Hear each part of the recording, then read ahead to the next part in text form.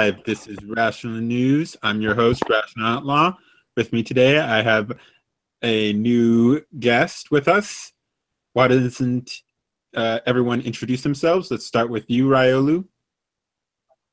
Hey, I'm Ryolu. I'm just a random panda from the internet. You may or may not have heard of me. I don't know if you ever have, but I'm just here to chat and shit, possibly get viewership to start an open forum someday, because it's the one thing I really want to do.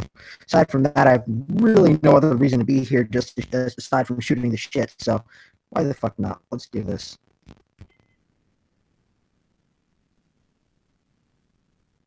Hello? Yes. Did I see? Why don't we have you go next? What? Okay. I don't know where Ferg is. I'm the commander, and I'm pretty much on the same level with the panda. Yeah. And I'm Ferg. I'm just a shitlord. By the way, Where did you disappear up to? We're getting some feedback, it sounds. Is anyone's mic giving feedback? Possibly mine. I have no clue. I think it's mine. Hold on a second. Give me 1 second.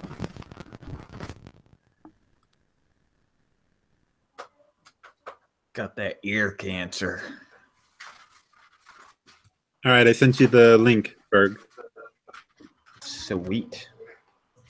So if you guys don't already know, for those who are watching right now, or now not watching, darn it, we just had one viewer, now we lost him.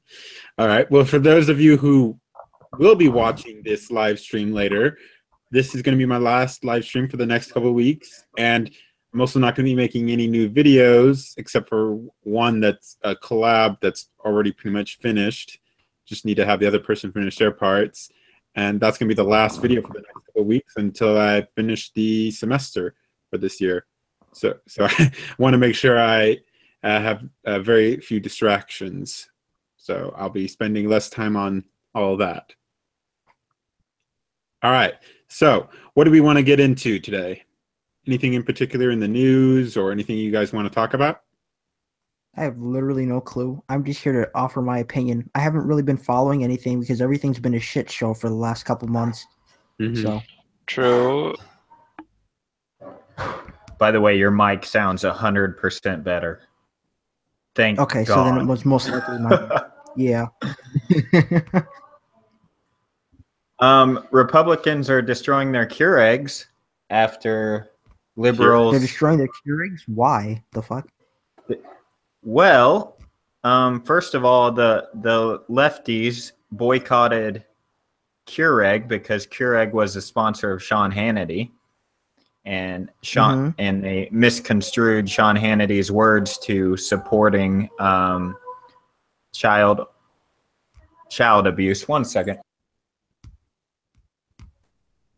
But isn't like the political left right now all, well, not all of it, of course, but some parts are pro-pedophiles? You know, calling it just what were they calling it again?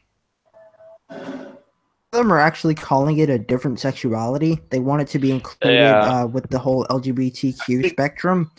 But really not. They tried to call it pedosexual or something like that. Yeah, pedosexual. Yep, they want to call it pedosexuals. Why don't they just call it Kevin Spacey? That has to be like a fringe group, though. I don't think it's a significant number of people. But after the left boycotted them, Keurig decided to drop Sean Hannity, and then the right decided to boycott them by destroying the Keurigs they already bought. That's so fucked up, dude. So wait, what are Keurigs exactly? Yeah, what are Keurigs? I've just been wondering as well. Those are those coffee makers. Yeah. Oh, so people have been destroying their coffee makers over this stupid controversy. Why I'm like, it makes literally no sense. It's so coffee makers they already bought. They already purchased them. That's stupid. That destroying your coffee maker doesn't help doesn't hinder the company really. Not it really doesn't, to be honest. That just puts you out of money. That's so stupid. It's your own liability at this point. But yeah, that's That's the whole controversy, I guess, with the left. As for like the pedophile thing, maybe not so much pedophilia, but maybe more so the lesser degree, which is in that route, is molestation of teenagers. I think the left might be more so in favor of that than that of the right. That's what, from what I'm viewing of Aiden Paladin's video on pedophilia with the left. She did a pretty good video on it, explaining it. I know about 9 months ago they were trying to push for that movement, and I don't remember which leftist news outlet, but they were trying to push it as, yeah, like you said, just another sexuality, and then it died off for a while, and I don't know if it's back or what. Oh no, it's still around. It's been still around for a very long while. There's still subreddits on it. You still have posts on Twitter for it. I've seen full blown, like my sister has seen like full blown YouTube videos about it. Still, like recent ones too. It hasn't died at all. Wasn't there one which was particularly recent, but I'm not too sure about it? One with some guy who was interviewed just pointing himself out. Yeah, I'm a pedophile. Yeah, that was a couple months ago. But That was a couple months ago. when I say stuff like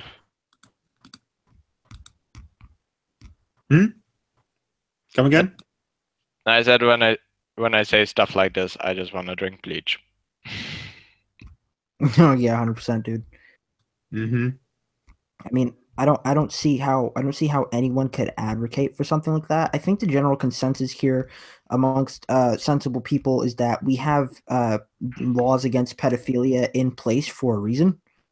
And in general, to betray those laws is borderline psychopathy, in my honest opinion. It doesn't really make very much sense.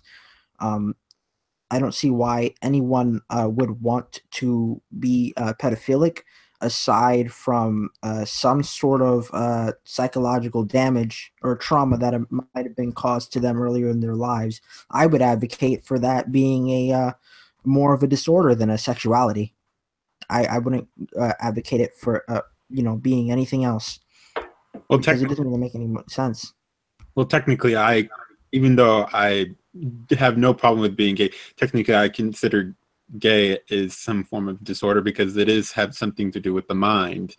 And not that there's anything wrong with being gay. I'm fine with being gay. It's just I don't go with the whole idea that it isn't normal, because let's face it, there aren't that many people who are gay. It's not something normal that produces children in any way. It doesn't help with reproduction at all. I mean, in that respect, then you'd have to take more of a look at in terms of species survival and balancing. And when I say balancing, I mean as in, like, for example, I just personally have a theory that homosexuality is more of humanity trying to balance itself out. Because let's be honest, if we really did need to reproduce and and we really did need to have more offspring, there would probably be less homosexuals in the world, and it would be frowned upon as much as before, if not worse, if we were underpopulated. But right now, the world is pretty much overpopulated.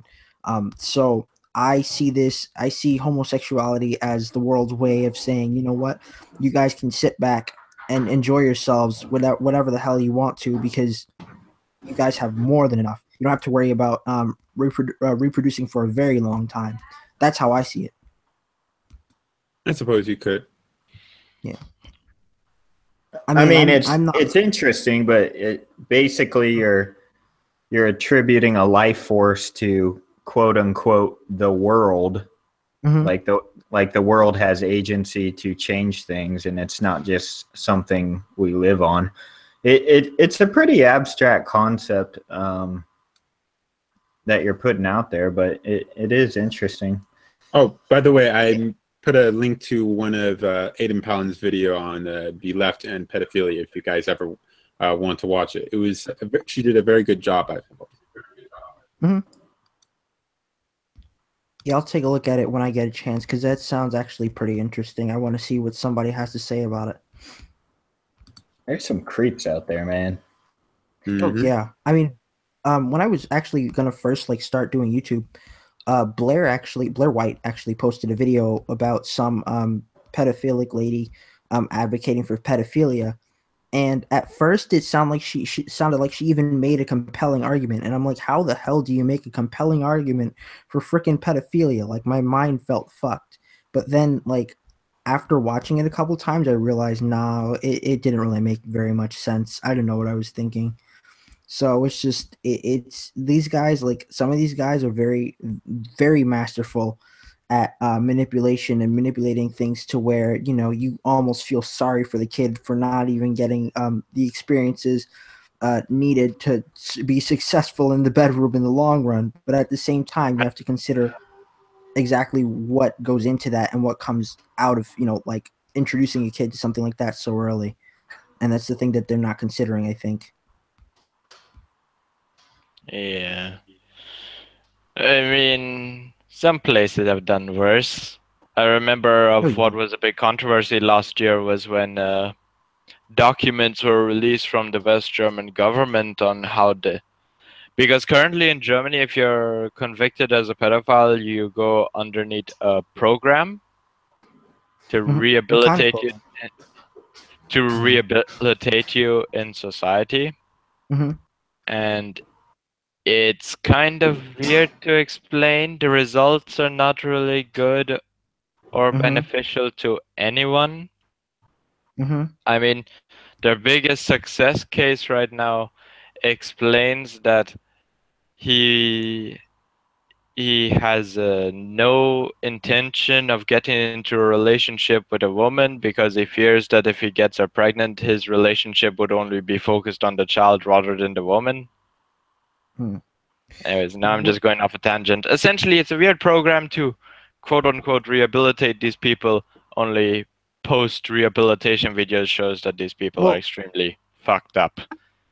well, my question was going to be actually what kinds of successes were they having? Because you did mention the successes, and I'm actually interested to hear what kinds of success stories they had, even if they were minor. Nothing much. Essentially, they created a group of, let's say, post pedophiles, as weird as it sounds to say that, who essentially Yeah. have now I a because I think. minimum wage job and lock themselves from society because they're afraid to do anything. Hmm. So I don't really think that's a success, but that's what they put as a success. Yeah. But what I was more trying to point out was that the studies that conducted to reach to this point was done in West Germany in the 70s, and more precisely in West Berlin. And if I remember correctly, the project was literally done by kidnapping teenage male prostitutes from the streets, because that was a big issue for some time, and then putting them in a room with a pedophile for days. I have a program that might work for that. I hope. Uh-oh. Yeah, but you can see why this Firing squad. Oh Oh. God, no! Please. Oh, that's what they were doing on the other side of the wall. I think there, if I may interject, Not near the kids.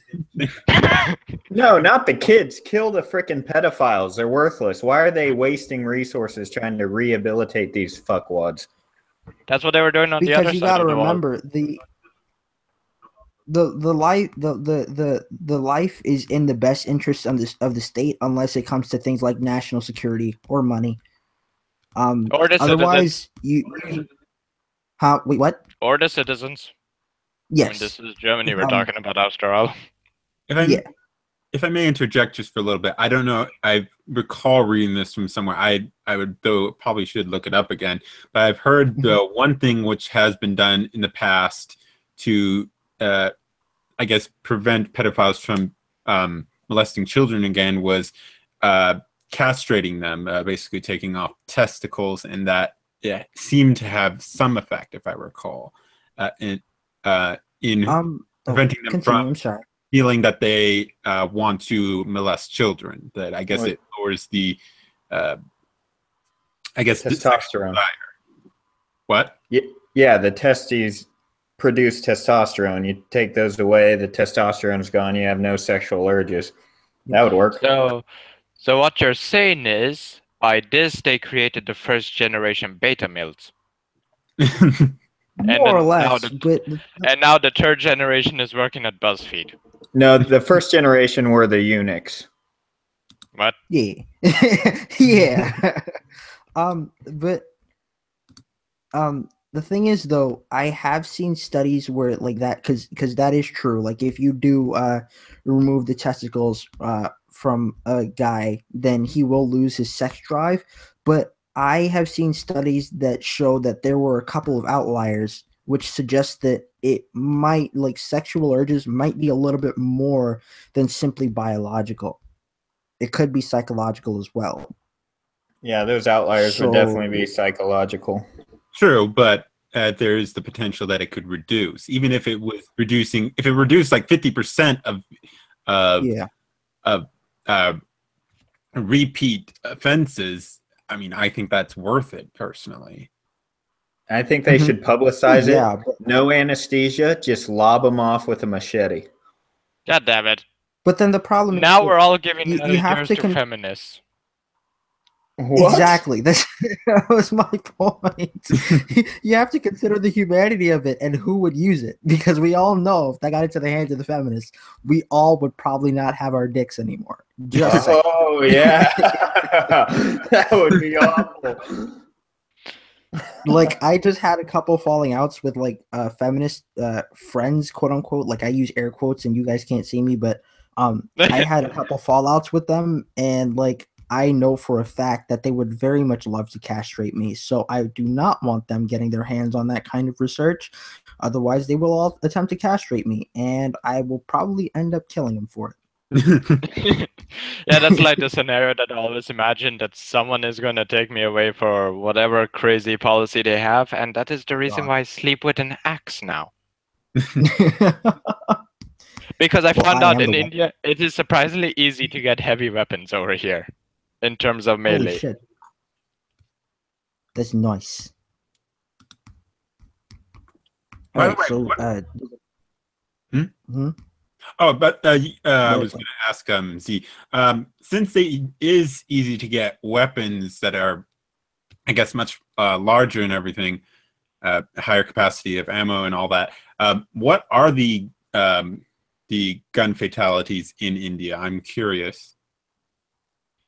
The government doesn't record it. Hmm. Oftentimes right now, thanks to Modi and the stupid corrupt system of India, literally every other thing that people would wonder, like, okay, has this improved? No one's recording it. They don't say a thing.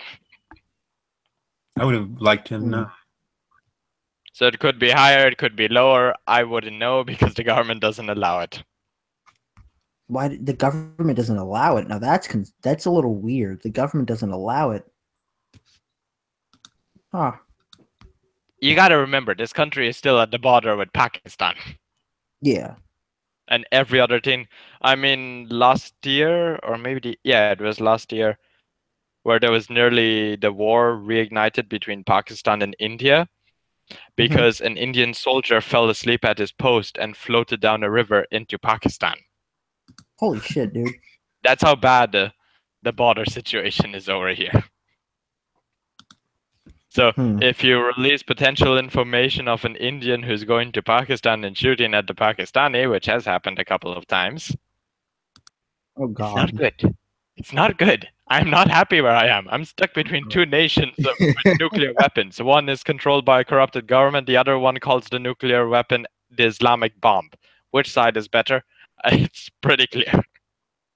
This government is corrupt too, dude. So don't even, like, your government is just a more violent and corrupt version of ours. And ours tried to take control of so many governments, including yours, in the past. And every single time I try to bring that up to my teachers in high school, well, when I was in high school, they would be like, no, that's not true at all. And I'm like, stop sucking George Bush's dick, okay? We all know the reason why they went into fucking Middle East, okay? We all know the reason. Yes, But because you know the what? United States cannot invade Saudi Arabia. Yeah. That's the one thing I I mean, always how do you- wondered. How the hell did Saudi Arabia get such a privilege again? I have no clue, dude. Oil. I have Because no clue. I yeah, have but not- even as that, they don't provide so much oil. The United States still provides the overwhelming majority. Yeah, but they built up their fortune previously. I mean, they've been kings of Saudi Arabia for freaking And now Saudi centuries. Arabia is goddamn broke. I mean, right now it's breaking, yeah, but like They- I mean, like the monarchy of Saudi Arabia goes back as about as long as the monarchy of England, except the monarchy of England got taken over by a parliament hundreds, like 200 years ago. Saudi Arabia didn't. So they've just been kings chilling in their little desert castle for, a millennia. The reasoning And behind for the first time in 200 years, the English have to worry about the Queen. the reasoning behind going into the Middle East, though, it's all. I mean, obviously, it's for the oil revenue and yada yada yada, but the thing about it was that they needed a way to occupy the Middle East so that they had a foothold so that they could make more money in the long run. It wasn't necessarily just oil, because everybody who tries to come at George Bush's head is like, oh, oil, oil, oil. Oil was a very big part of it, but people fail to realize how much shit has come from staying in that area for over almost 2 decades now. I would have to disagree on the oil portion, because the Mhm. countries that we did go into for, they didn't, like Iraq. It doesn't have much oil. Mhm. It's not very rich in oil. Mhm. Saudi Arabia is the one that's rich in oil, but we didn't go to war with Saudi Arabia. Well, You yeah, but couldn't. that's not because You we wanted tried to acquire take their the land. That's the point. You can go ahead. I think I disagree with basically all of it. I mean, There- we didn't invade Iraq because we wanted Iraq's oil. We invaded Iraq for a multitude of reasons, almost none of which are actually worth anything. So, I mean, And the U.S. has never gone to a country and plundered it. If we right. wanted to take over those countries, we would be they would be states right now. yeah, it'd be a one-year That's war. what would happen. So I don't necessarily buy into the conspiracy that we went over there to control their governments. We definitely controlled some aspects in promoting elections, and once they elected it and then they fucked themselves all over again, we figured it was impractical. Obama took over and then the policies changed again. So I don't know. Yeah. If I recall, Well, if I recall hearing one time, it actually was better before we got rid of their dictators. I think it was, but then I've heard Yeah, that a multitude of times, actually. For example, this might sound like the craziest. I think one of the biggest mistakes when it came to the US interactions in Middle East has to be getting rid of none other than Saddam Hussein. yeah. Yeah. Because what nation was he the dictator in? Iraq, right? If Yeah. I'm not mistaken. Mhm. Yeah. It Yes. was so much better underneath his rule, as with his dictatorship, he had it fully with. He was fixing up an education program for the people because most of the people were illiterate, and by the end, he changed the country's almost complete illiteracy to up to 80% literate. He had this fully functional healthcare system, which is only functional underneath a dictatorship. And now it's still suffering. There's definitely a case to be made against interventionism. I just wouldn't go as far as to say like complete government control. Yeah. I mean, I think there might be a little bit of truth in it. Maybe it's not like 100%. Oh, we were just trying to control other governments, but I think there is some truth in it, because how do you explain? Like, this is from, I think, what's the book called? Legacy of Ashes. There we go. It was a book I was reading a while ago in high school. How do you explain the fact that, like, and this is just an open-ended question. I'm just going to throw you guys this one, especially considering the whole thing with Al Qaeda. How do you explain us knowing about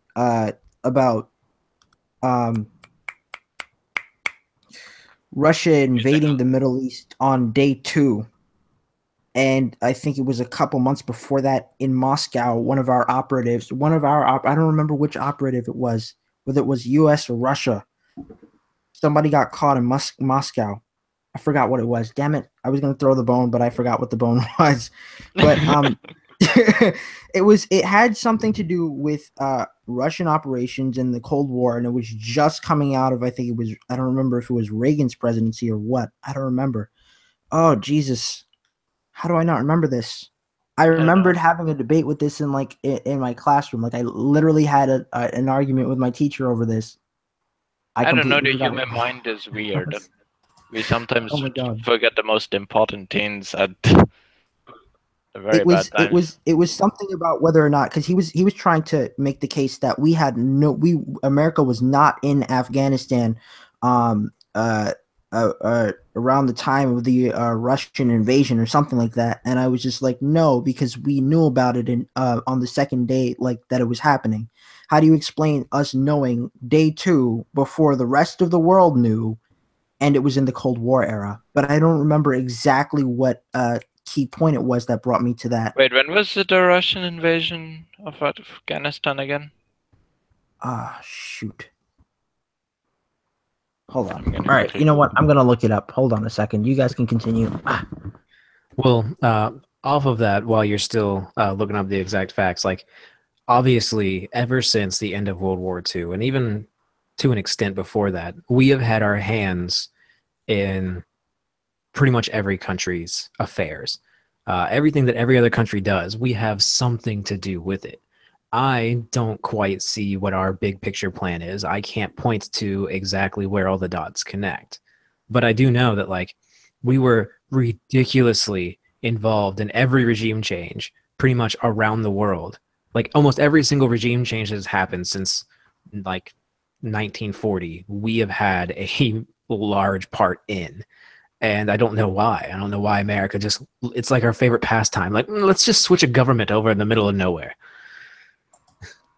And then go to I war. found it. So the Russian invasion of Afghanistan happened in what was it? It started December 1779. Yes. So it was the later Cold War period, around the last, I think it was like 20, 30 years.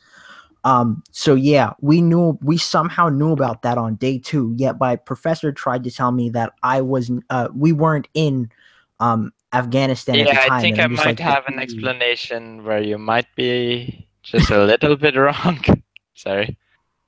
Yep. Because it's just military technology is my interest. It's just that Mhm.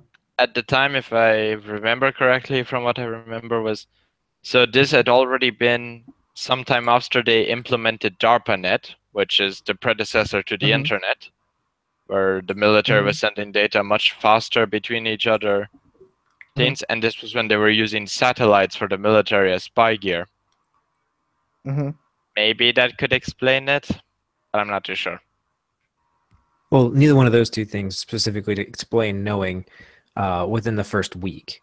It would Within be the first have to week. have operatives. No. either Those two Afghanistan or things in would Russia. explain knowing within the first week. What I'm just saying is that whether there were already troops in Afghanistan, I cannot say that for certain. But Troops probably not. no. We had a The few. troops, no, absolutely No. not. Within 2 days, no. But I'm trying to say that we had operatives there. We were there.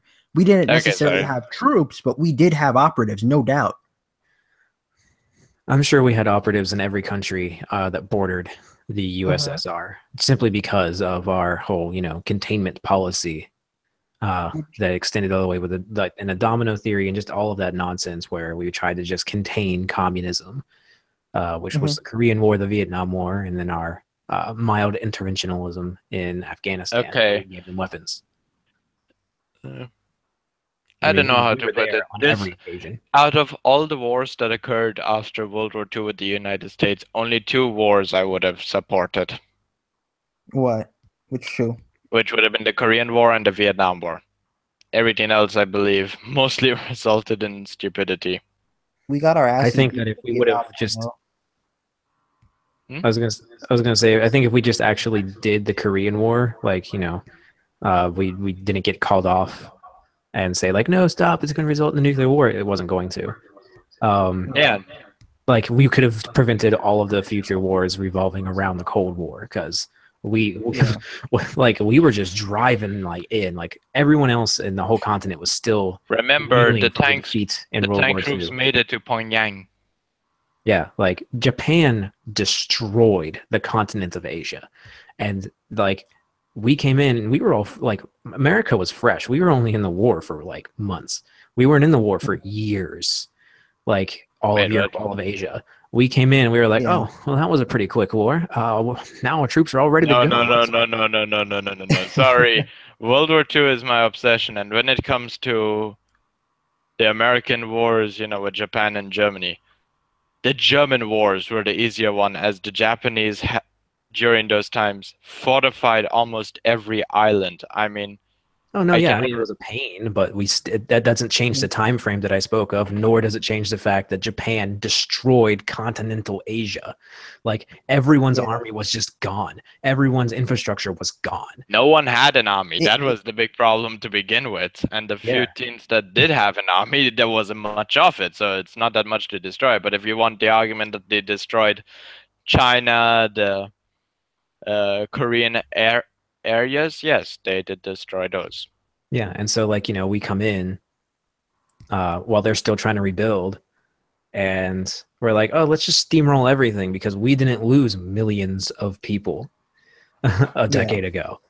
So like it was a super easy war for us, and we stopped out of fear that somehow Russia, who had just come off of losing half their population, was going to somehow threaten us. We could have conquered the freaking world in the Korean War. It would have been easy, but we didn't, and then that caused a whole bunch of nonsense wars. I don't think that we necessarily should have No, conquered I the think world. the big problem with the whole thing was that the main people who were running in the Korean War, after the initial U.S. troops, because it started off with bringing a few U.S. troops from Japan, Mhm. the reserve forces that was over there because post World War II, blah blah blah, and the main forces that was driving against the North Koreans, which was pretty successful, was the recently created United Nations.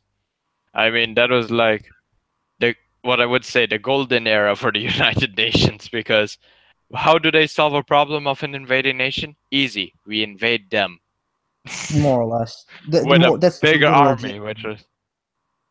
And then the Chinese joined the Korean War, helping the North Koreans, and then it became a stalemate.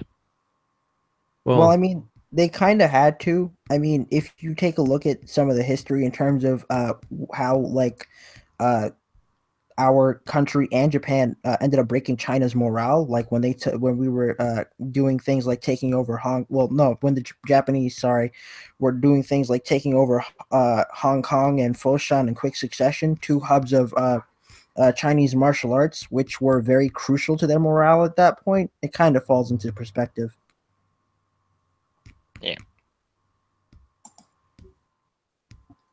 Yeah, that's the sad scenario. But I mean, with a lot of interactions between the US and the former USSR, or if you believe the mainstream media, current USSR. Oh God, no, stop. Yeah, I don't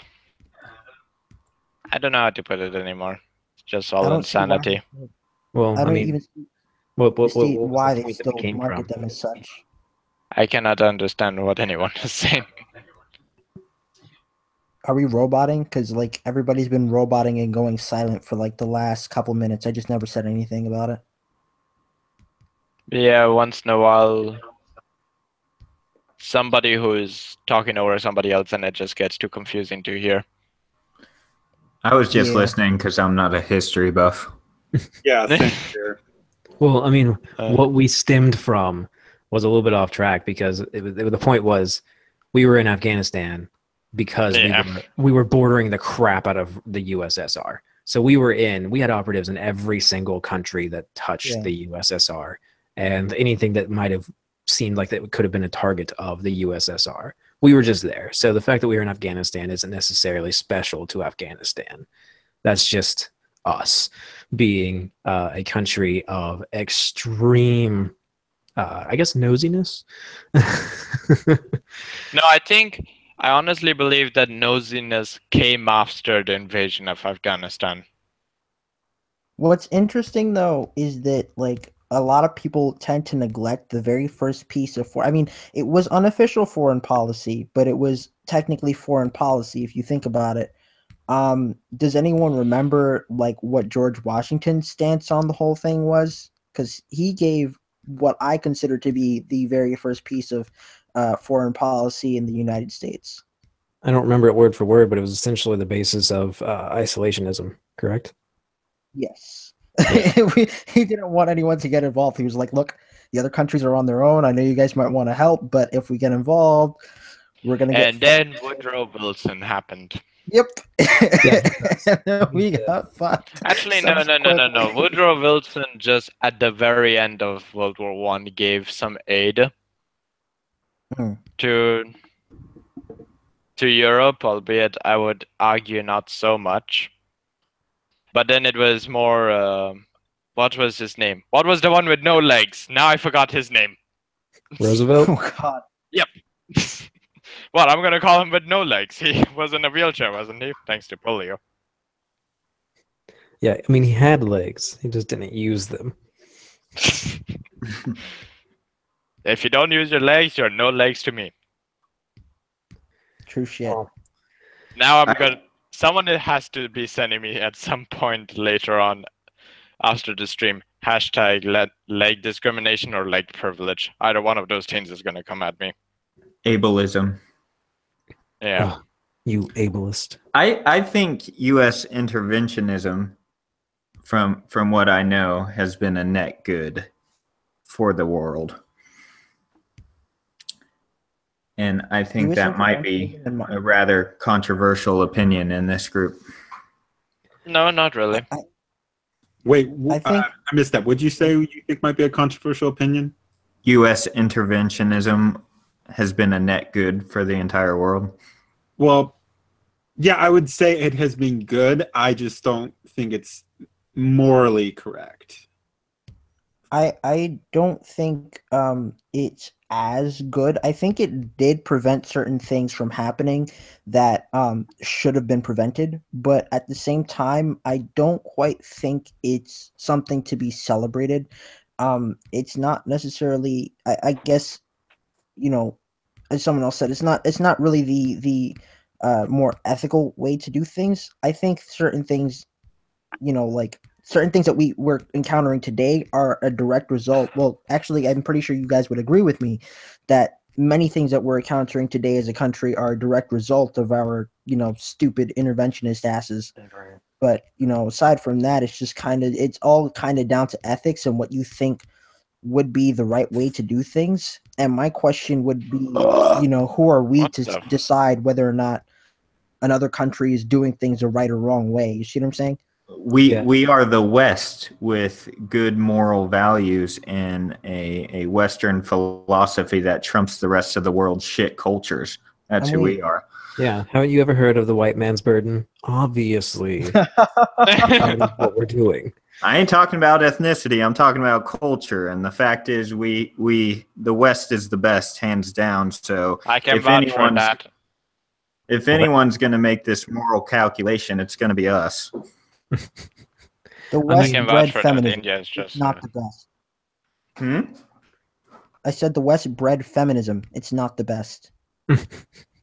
Everyone has the bad seeds. Bullshit. No, you want something that's bad?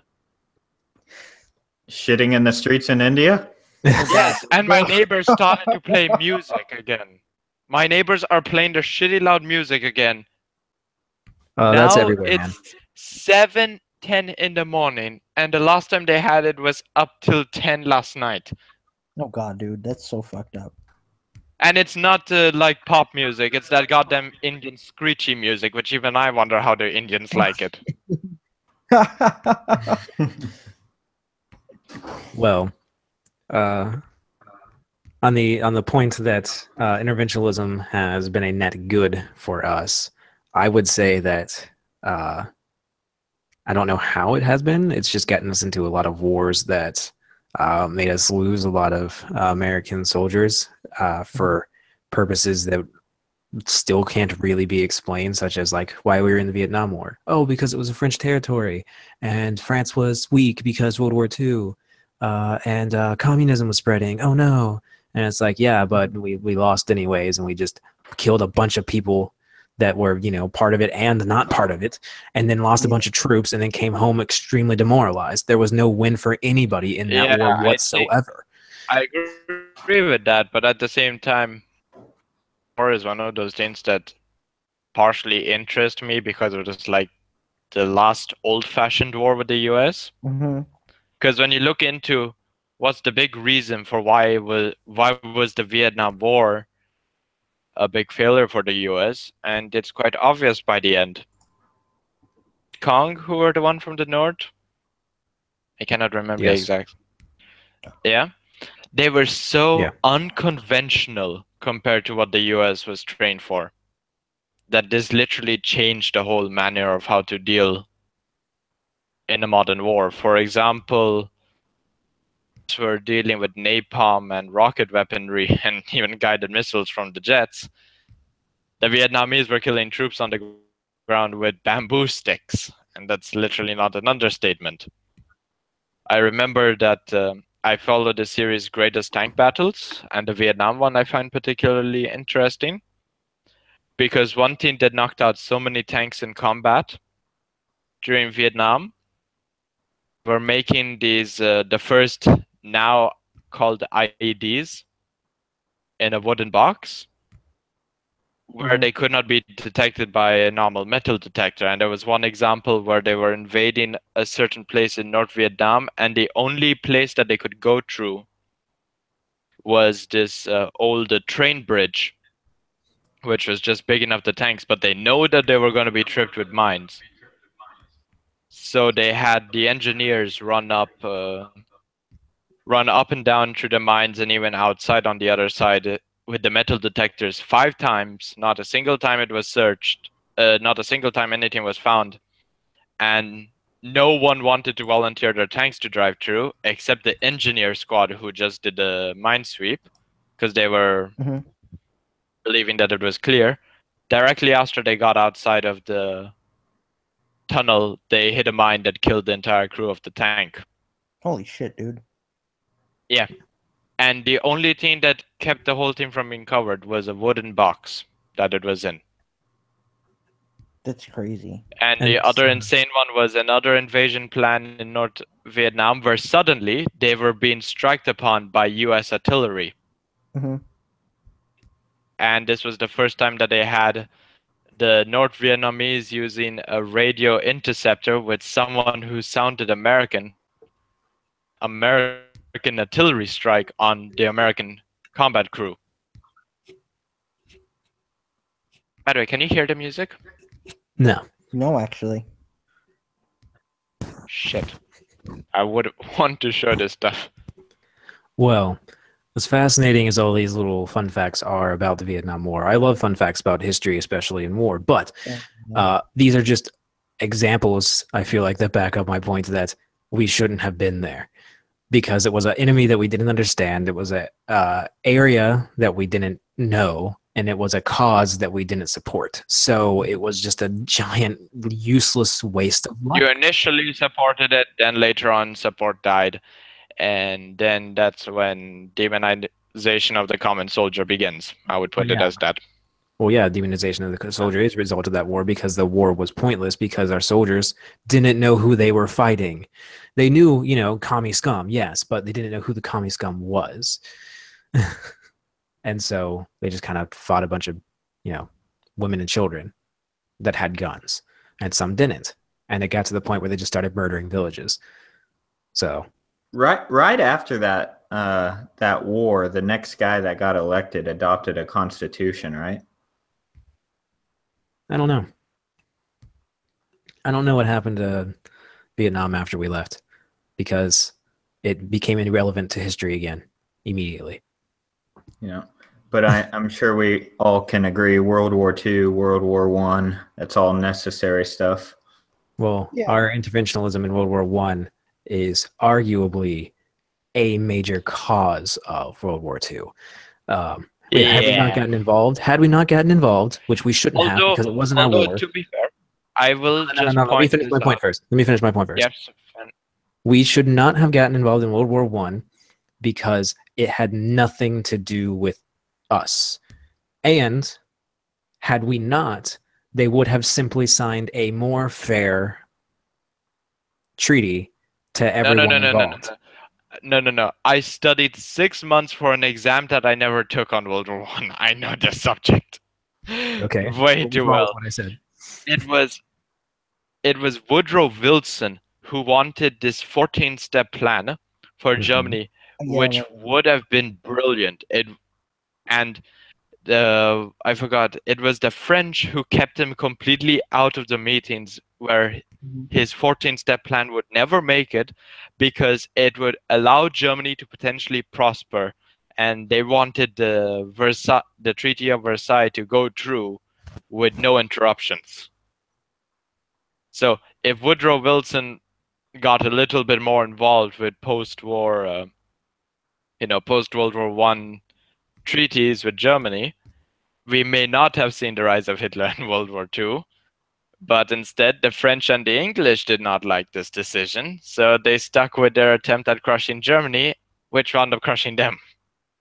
Yes, quite a bit. but More or less. the only reason that they won was because we flooded the war with fresh troops. Troops that we didn't even care about losing because Woodrow Wilson was an extreme racist and our vanguard was entirely African American.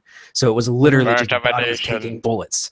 Like, Birth and then of a when the Germans nation. were out of bullets, the then hardened, experienced soldiers of France and England with their tanks rolled in. Like, we won that war, a war we shouldn't have been involved in. So Woodrow Wilson's 14-step plan that never happened doesn't matter because had he not thrust us into a war that didn't even have the support of the of our populace, is why Actually- it was a crushing win. It would have just kind of stalemated it like it had been because Russia wasn't screwing around anymore with Germany. So Germany was just all of its forces, and they may have slowly won, but they were negotiating a peace anyways. Everyone was tired of the war. We just made sure France had a crushing victory, which is why they were able to get such a violent suppressive treaty on Germany because they were the victors instead of just the stalemated, okay, everyone back off. I'm sorry that Franz Ferdinand guy got shot. Maybe we shouldn't have all killed millions of people. All right, everyone cool? Cool. All right. But instead, they were like, yeah, we won this war because we're the good guys. We're France. We suck. And then, because all of history, France the said, problem yeah, is we suck, and then screwed with the everything. big thing with World War One is that it was a process that started all the way back in the 1870s when Germany was first formed.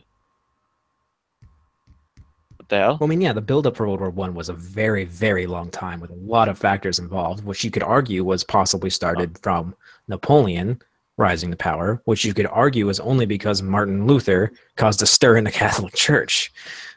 Yes.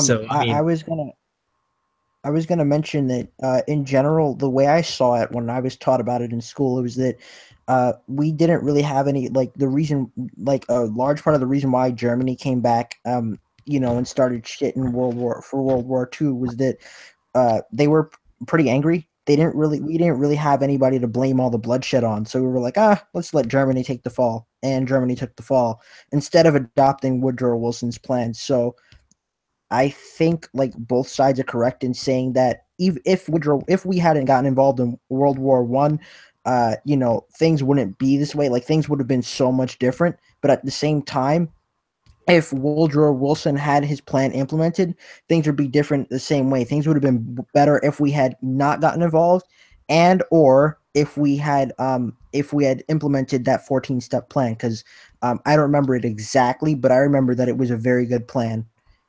And for some unknown reason, we didn't adopt it because of France. Fuck France. Hey guys, I gotta go. Bye, Ferg. Okay. See you See later. yous. Good Bye, talking. Ferg. By the way, if you guys who are watching this, go subscribe to Ferg. His channel is called The World of Ferg. And he also has Twitter, also, I believe, at The World of Ferg. So go subscribe and follow him on Twitter. World of Ferg. Hmm? What's his name? What's his name? The World of Ferg. Okay.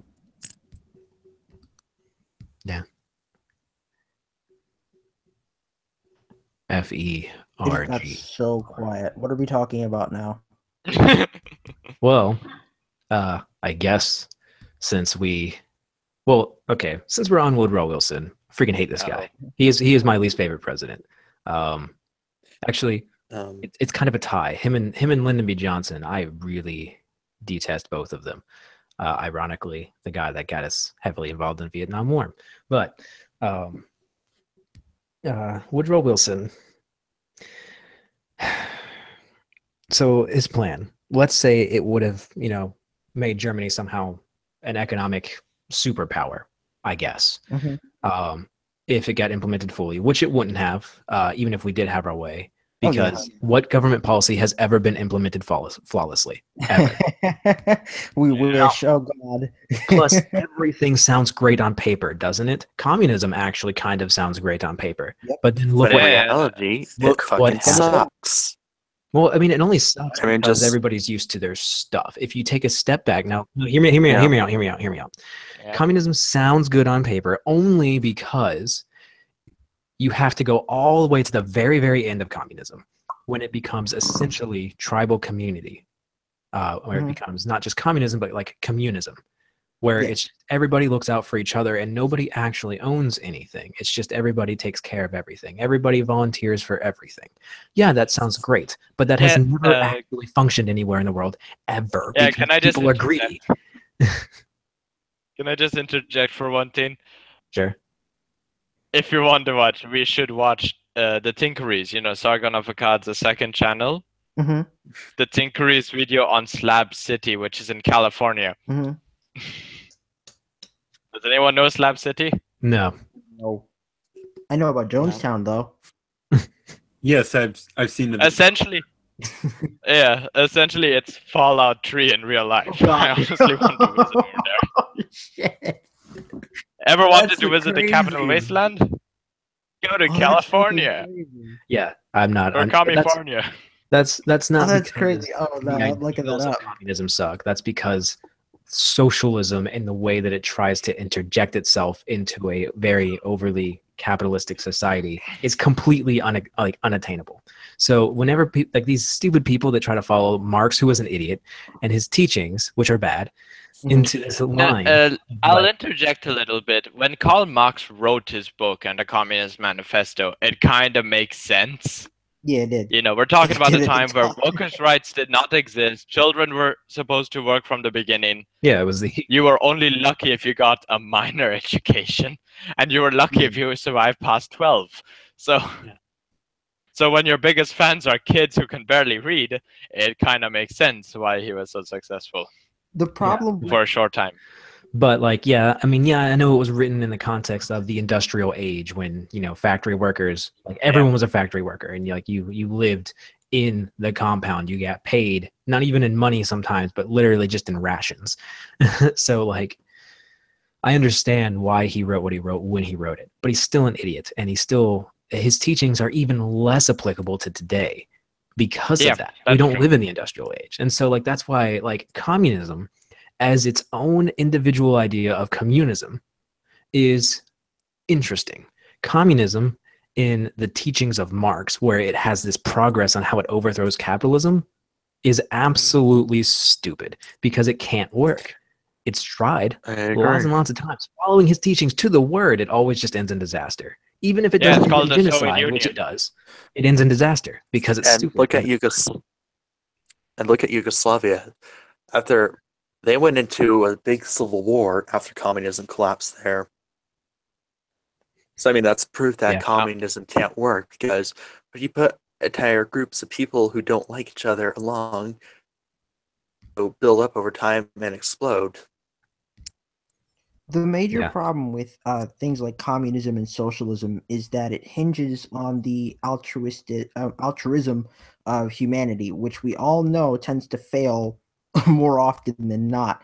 I don't think Marx fully took into account the extent to which human nature would betray his ideology. I really don't think he did, because if you take a look at a lot of, like, even in media, you can clearly see how easy it is to predict how certain things will go wrong.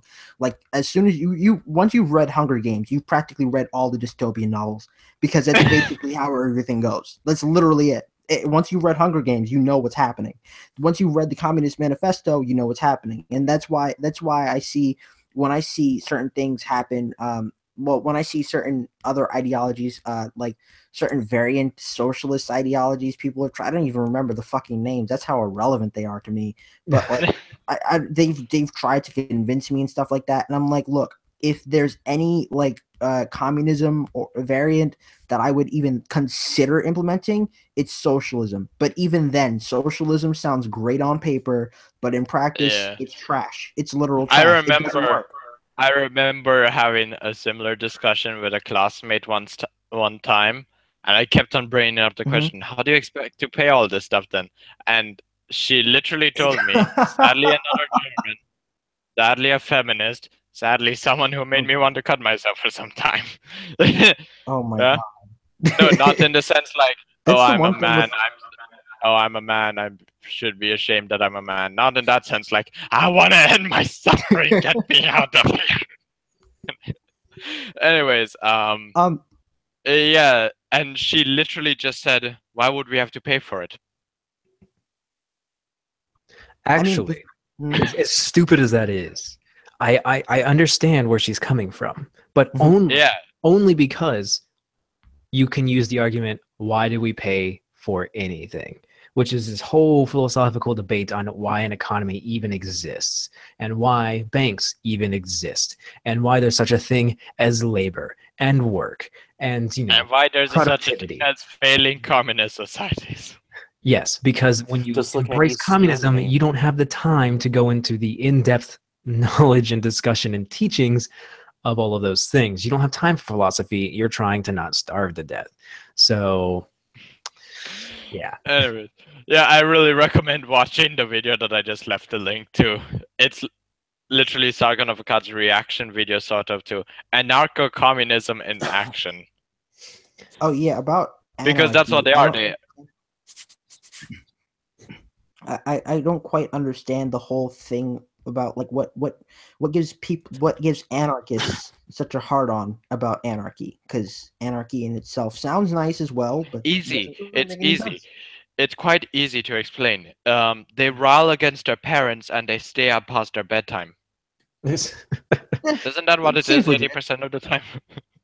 I mean, yeah, most of the anarchists are just angsty teens. Yes, it's why people tend to lean towards anarchism is because they would love to live in a world where they rule themselves. There's no structure above them telling them what to do, even if it's a helpful cause. They just don't want it. They want nothing, which is why I'm confused when there's anarcho-communists, because communism is the government literally regulating everything, and anarchism is no government. So it's like, what? It's quite paradoxical. I don't understand. I think it's just people trying to be edgy, and that's just how I see it. They're just attempting to be edgy. It's because they look at the very, very, very, very end product of communism, which is the communalism that I spoke of earlier. And they say, well, that's just how it's going to be instantly. And that's not the case. Yeah. So, I mean, and it never gets past that step of like, everyone's corporations are taken, and then it goes into everything just gets spread out evenly, and then the government dissolves itself. That doesn't happen because no one willingly gives up their power. Yeah. And then, like, even if like a small percentage of people do willingly give up their power, the rest don't. Especially when they have all of it, it's like, wow, I own everything in this country. I'm gonna keep it. I mean, that's kind of like how Ceausescu was. I don't know if any of you guys know who he is. Have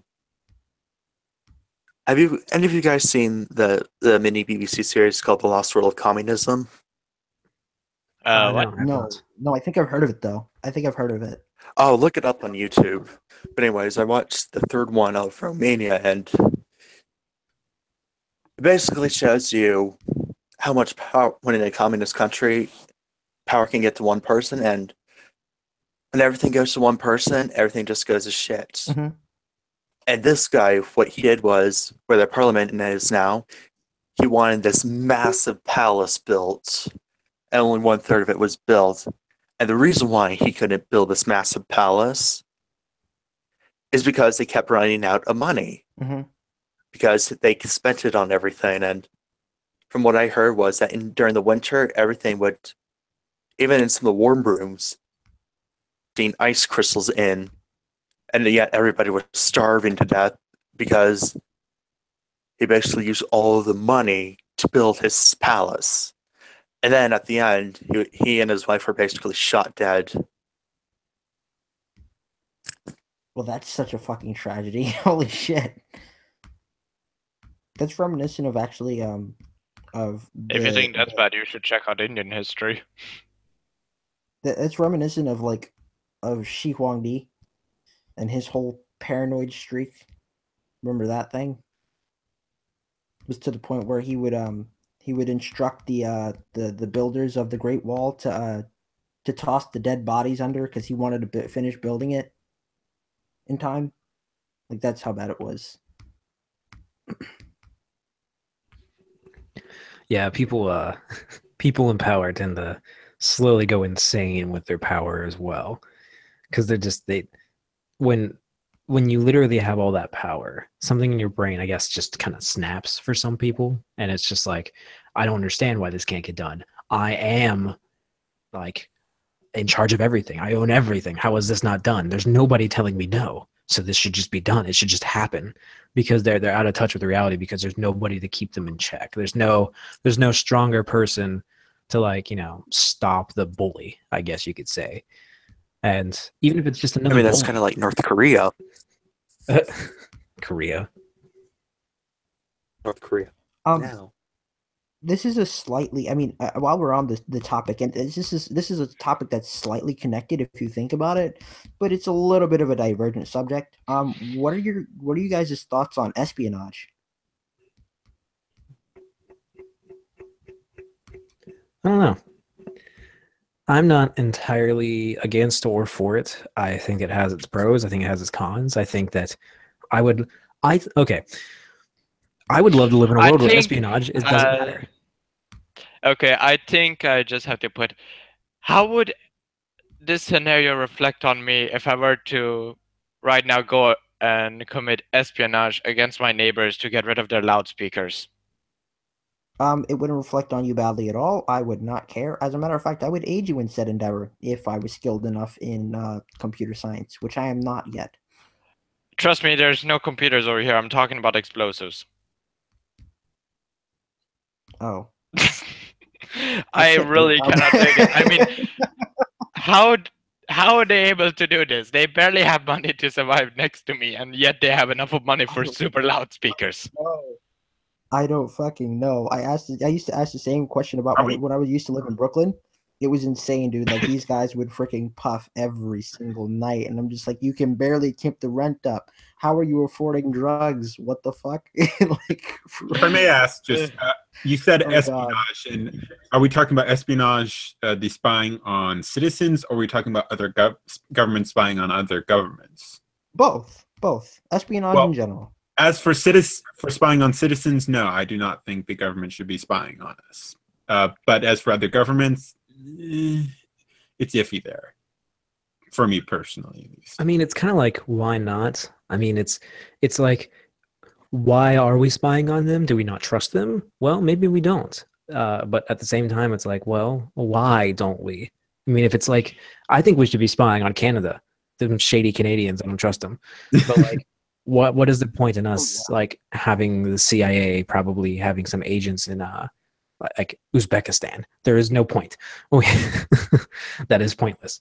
So like, it's just a matter of like, yeah, espionage has its place. It is part of having a government keeping itself safe from foreign threats.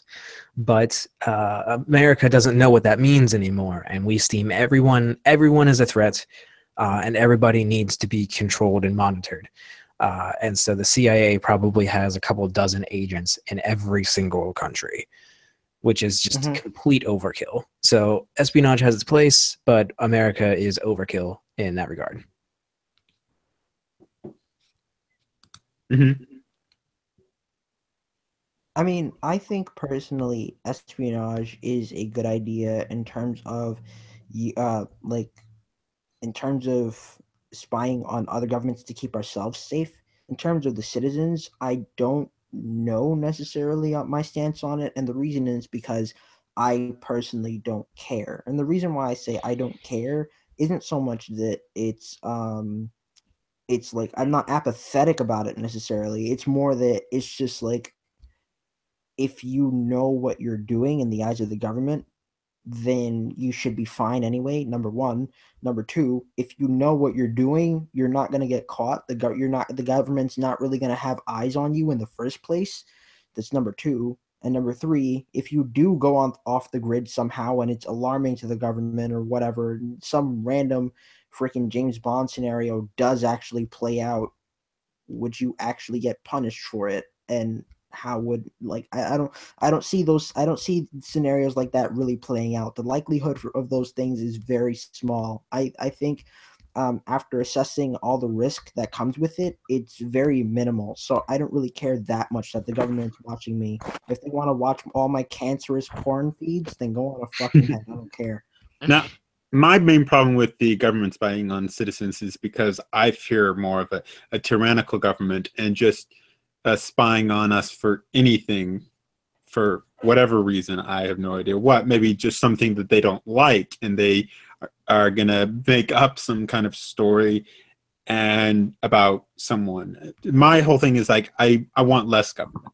I'm pretty much for a much less government. I don't want government spying on citizens. I have a fear of big government doing that. Also, government spying is not financially viable. I don't think it's- you it's understand. not.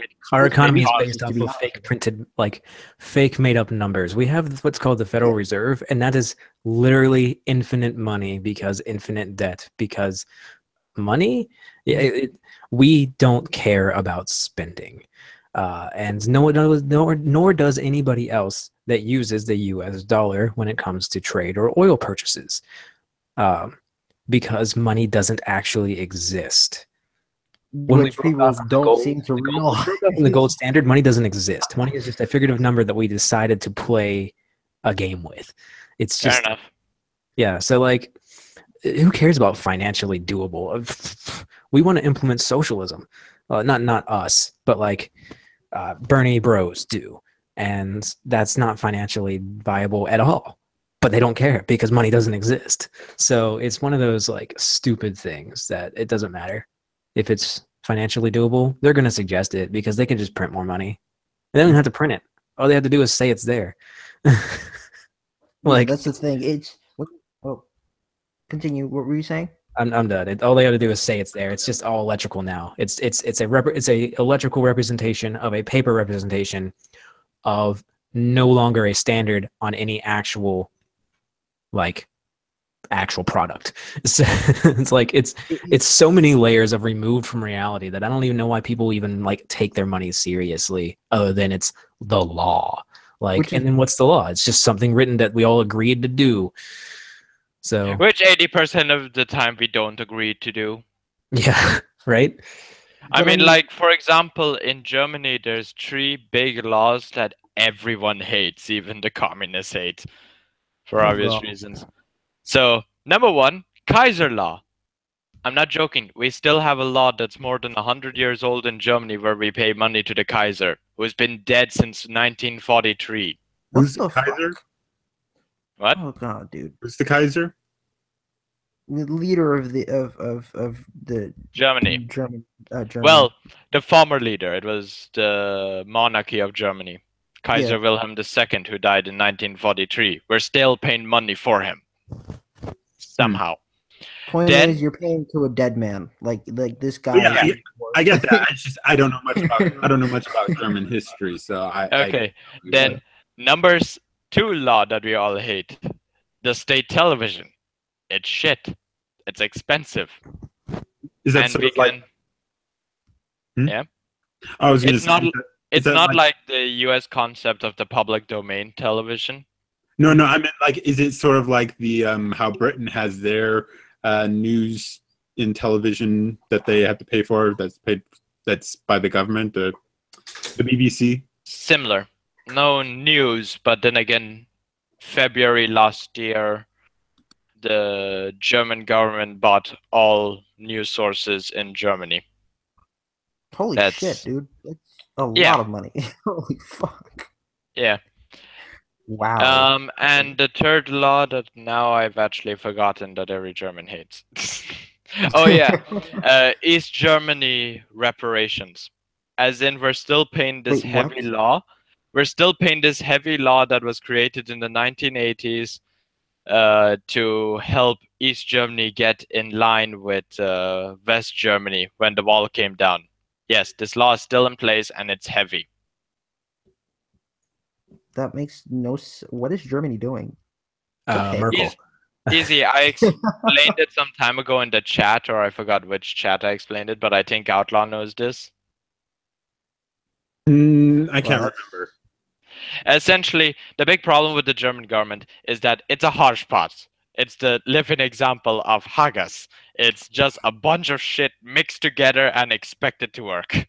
Basically, right To now. give you an anyway, idea, from what I the hear. only two times Germany has had a stable and functioning government was underneath the Kaiser and the monarchy and Hitler. That makes no sense. What the fuck? No, because so it went like this. Just quick revision. So after World War One, Mhm. there was a mixture of a U.S. copy of the government and a monarchy, Mhm. or technically the monarchical government. Yeah, it's a So that's constitution. the first mixture. Then Hitler comes in the way, removes a lot of different useless positions in the government, and makes it somewhat efficient.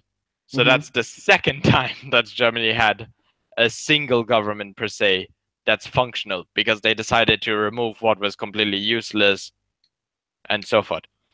Then came the end of World War II. East Germany is East Germany, and West Germany is split up into three parts controlled by the different nations of France, Britain, and the US. Then somewhere along the way, these three nations decide to mix their governments, and I will never use the word combined because it wasn't combined. It was literally a mixture of the French, German, and British governments that were controlling those sectors, which now is called West Germany. Then the wall comes down, and we got East Germany, and now you mix in East Germany, where they take parts of the East German government into the West German government. Decades down the line, the European Union comes up, and now you add the European Union to that. And so literally the current German government is nothing more than a mixture of British, French, American, and Soviet governments, along with the European Union governments, mixed together, and somehow this is expected to work. Bro, what the fuck? That makes that. How is that gonna work? How the fuck is that? it's gonna Easy, not. it doesn't. There's so much red tape in Germany that nothing gets done by the end. That's crazy. What the fuck? Wow, mean, dude. The Okay. this is the scenario that Germany is. Dear God, that's so crazy. That's so fucked up. Oh, thank God, the neighbors have stopped the music. How sad is it that under a modern interpretation of a king, which would be Hitler, the German people were actually far better off economically than they are now. For some time. What about dictatorships? I mean, it was brought up before that Iraq and other Middle Sometimes Eastern they're countries- done well per se. For example, if there's another example of a dictatorship that I have to say, which was a mistake to remove it, was what's his name? Gaddafi, the one who was controlling Libya. Yes, Mhm. that did not end well for anybody. It didn't. Yeah, mainly because we bombed a part of Libya and got rid of the special rivers artificial river system that he had, which was supplying water to the rest of the country, which then resulted in Libyan refugees. Only this time they were actual refugees. Also, wasn't that the thing that really started raising suspicions about like the left in general, in terms Yeah. of things like Hillary Clinton's emails and shit? No, wasn't that later? No, the thing with Benghazi happened later, but I mean, as in suspicions in motives from beforehand, from way beforehand, before we got the emails. The emails were just something later for that implied that they were planning something. Yeah, and like you can there's a lot of dots that you could say are that you could try to connect them when it comes to just like this correlation, or not correlation, this Actually, collaboration of all these different governments working in tangent to bring upon the current migrant crisis. And I can actually tell you one thing. If we were to put down pins and then, with the whole thing of putting red string connecting all the pins together, we're going to get the hammer and sickle. I can guarantee that. I mean, yeah, but with the benefit of it being the hammer and sickle, we just have to look at the person who's in the center of the intersection between the hammer and the sickle. Then we know whose fault it is. This is just me going crazy as usual. Well, no, I mean, like, I would say that some form, some group or groups are working in tangent to bring along something along the lines of the New World Order. It's not necessarily how a lot of people portray it. It's not necessarily that I'm saying it's the Illuminati, or it's the Rothschilds, or it's the, I can easily tell 12 you or 13 families, or however many. I'm just saying that, like, some group of idiots that are, they're not actually stupid. It's Germany. Well, Germany's part of it. I mean, there's not one person to point their finger at. I'm just trying to say it. East Germany. Yeah. Everyone who was in the Stasi, well, not really everyone, as a good portion of them are dead now because of old age, but a lot of former Stasi members who were pretty powerful are now in the German government trying to convert Germany into a second East Germany. Yeah, I don't know why. East Germany was miserable, but yeah, like the dumbest thing that I've ever had to hear. The dumbest thing that I've ever had to hear was at the German Unity Day dinner, which I went to, which was last Friday, where at least I got to meet a politician from Merkel's political party. He's a complete idiot. Yeah. I met someone who openly admits that she's how would I put it, a child refugee from East Germany, because when she was 6, her family ran from East Germany to West Germany. Wow. So, yeah, but even with that, she has no idea how bad the East Germany was, and she honestly believes that anyone from East Germany could travel to West Germany. Yeah, she's proven not to be a very smart person. Yeah, it's not that easy at all. At all.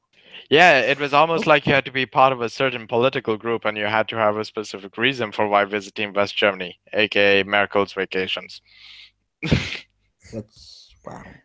But I got a question. Now I don't know how many of you are religious in any aspect, whether you're just like Rational, who is a simple, kind of like agnostic deist, where not sure what he believes, but believe that there is some kind of higher power.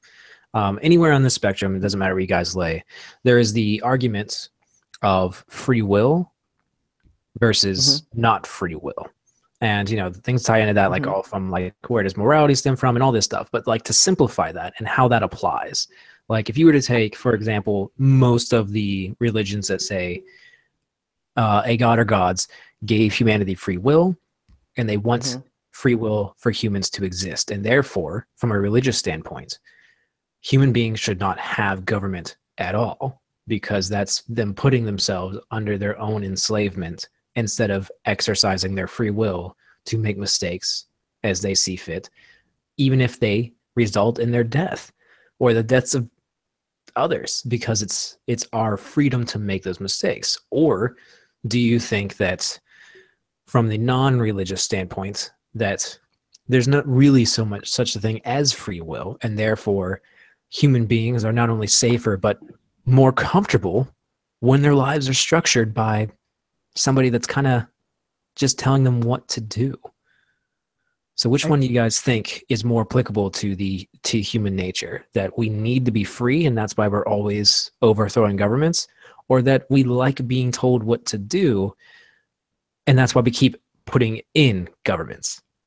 I think it's neither. I think humans have a intrinsic need to dominate. I think free will is inherent. I think it's a very inherent thing, and I think the core of free will comes from the idea that you can do what you like. You could do whatever you set your mind to. And I don't mean to put that in like a very cheesy aspect, because I know it's like a lost platitude and everybody says, oh, you can do it if you put your mind to it. But no, I think it goes much further than that.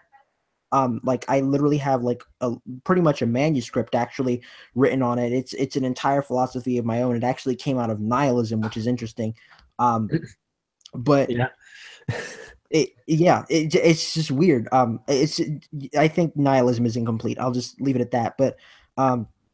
But like that whole thing came out of that, and the only thing I could really like the only word that I could capture it with is what I call the is, because like the idea of it is that you simply can. There's no real disputing it. There's no real there's no reason why. It's just that you have the ability to, and that's the simple fact of the matter. There's nothing else. There's no like special reason or anything like that. It's just there. It exists. That's how I see it.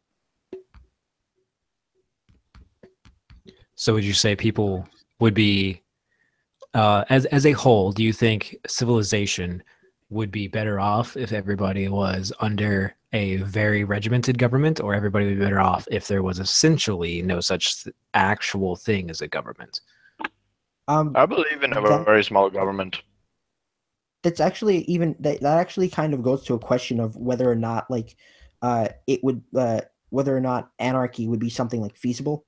And personally, I don't think anarchy is a very logical thing, because again, these things go straight up against human nature, the intrinsic need to dominate. There's always going to, like, even in anarchy, if it is a state of, like being in terms of a country or whatever, will end up falling eventually. And it'll fall because again, as I keep harping on about, there's an intrinsic need to dominate when it comes to human beings. So there's going to be at least one person who ends up trying to take control of everybody else.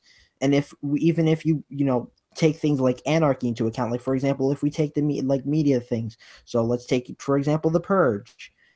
If we take the Purge into example, what ends up happening? People form alliances.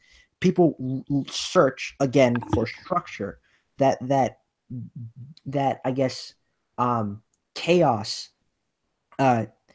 causes the human mind to seek out balance, and that balance arises in the form of structure.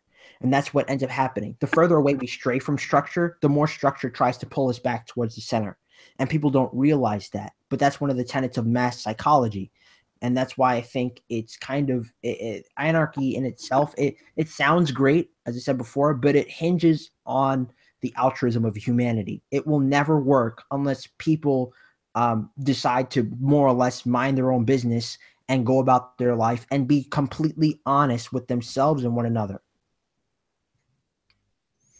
Yeah, we should really just watch Sargon of Akkad's video on anarcho-communism in action.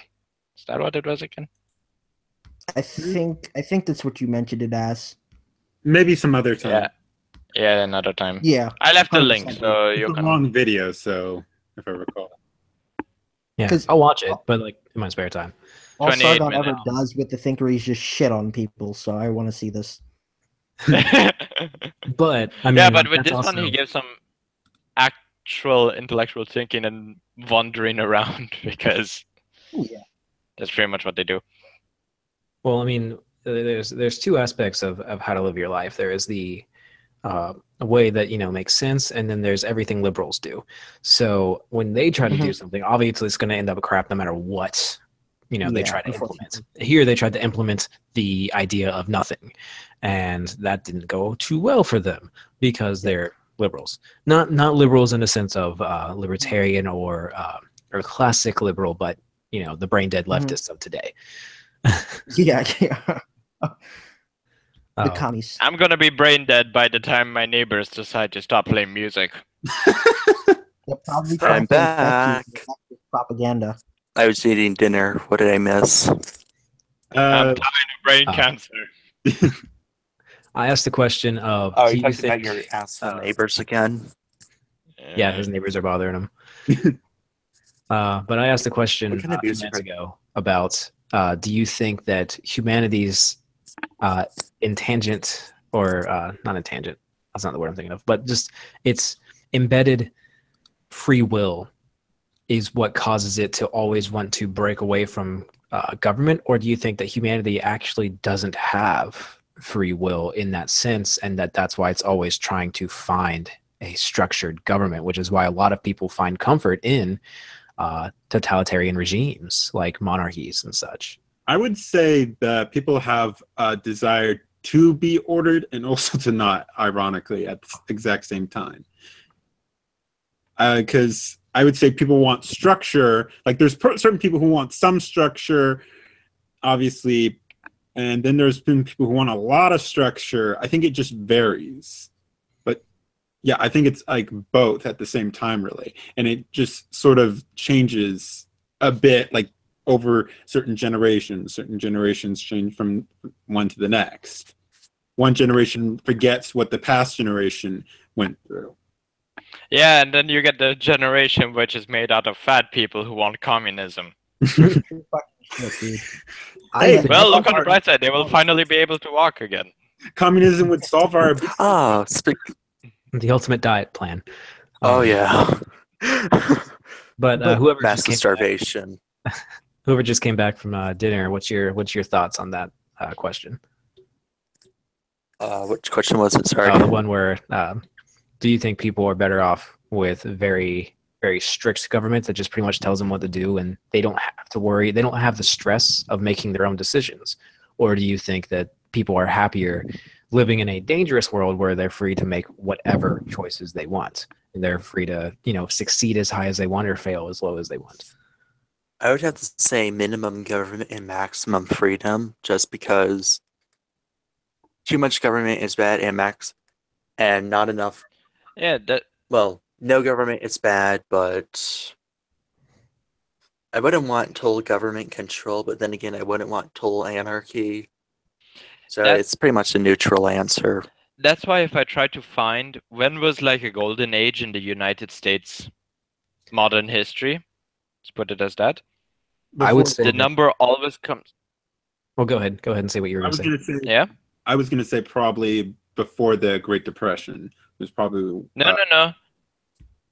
I find that the best time is just post World War II, Yeah. 1950s, I suppose. early to mid I 50s. suppose that's another. And Yeah. I suppose that is another good time, but I feel the big push within government was actually after the Great Depression, because after that the government started growing enormously fast because we had those big pushes with large government. yeah, but okay, if I had to put it into a more precise range, I would say when General Eisenhower was president. Yeah, I would say after World War II Eisenhower. general. Actually, no. Kennedy wasn't bad either. It was after Kennedy. Yeah, but like Eisenhower was pretty good. He managed to keep the government as a minimal with somewhat minimal projects, Like I remember the biggest military project at the time, a nuclear intercontinental bomber. Oh shit. Soviets were doing the exact same because Cold War just started. But yeah, but it was just the basic concept that taxation was quite fine. There was, thanks to World War II, there was a lot of innovation in a few fields. I will be right back. Medicine, yeah, and especially medicine. They find the fact that it's been shown that during that time, a person working what's equivalent to a minimal wage job now, market could actually afford to feed a family of 4. Holy shit, dude. post taxes. Well, that's because there wasn't a giant welfare system And it's taxing the just crap like- out of everybody. Yeah, there wasn't welfare. There wasn't that many government departments. Hell, to give you an idea, I just discovered a few days ago that the German government even had a prime minister years ago, where they decided to get rid of the position. Hmm. So that would mean Germany has a Cool. chancellor. That means Germany has a chancellor, vice chancellor, vice president, president, and then a prime minister. I What think the the prime minister fuck? part is. Oh my I think the prime God. minister part was from France. Dear God, dude. Wow, that's crazy. I'm Wow. living in Oh, Harkus. Jesus. That is whacked. Oh, jeez. That is insane. Okay. So governmental orgies aside, what do you guys think? Because I know somebody mentioned the welfare tax. I don't even know who it was. But what do you think it would be the best way to clean up things like the welfare tax and Planned Parenthood? And it's funny because I'm black and I don't think it works. Okay, well, if I could propose two possible solutions. Okay. If we wanted to make it somewhat work, I think the best thing would be to make an incentive to be able to keep welfare. Because if they're not working or not looking for work, they shouldn't be able to be on welfare unless they are incapable of working. And I mean, like, where they're physically disabled. Also, I don't think the elderly should maybe necessarily get any form of welfare because they should have been able to save up from working when they were younger. I would partially disagree with that, considering the case with my grandmother right now. Yeah, I understand. And the other thing, if I could continue, because also Yeah. it gets rid of the incentive for our family members to take care of the elderly. Because before we had all this welfare system and all that, even in the West, we would take care of the elderly. The families, the children would take care of the elderly, and they would have somewhere to stay and for someone to take care of them. But ever since this whole wanting welfare, we've lost that kind of sort of thinking of needing to take care of our parents once they get old, and I believe that's a problem. The other possible solution is just to get rid of it entirely, and that probably would save the most money, obviously. And the reason why I would say that as a possible solution is that charities could take over caring the disabled, the elderly, the poor, all of that, because we have had charities that have been successful. Government is not very good at healthcare or providing any of those kinds of services. There's very few things government is good at or moderately good at. Starting wars is one of them. But yeah, I agree with most of it. I mean, in Germany, thanks to ever increasing taxes and the more insanity that it is. What I was trying to say with, at least with my grandmother's scenario, is that my grandfather was working in the public field. Per se, he was a government employee. He was able to bring in a lot of money. Mm-hmm.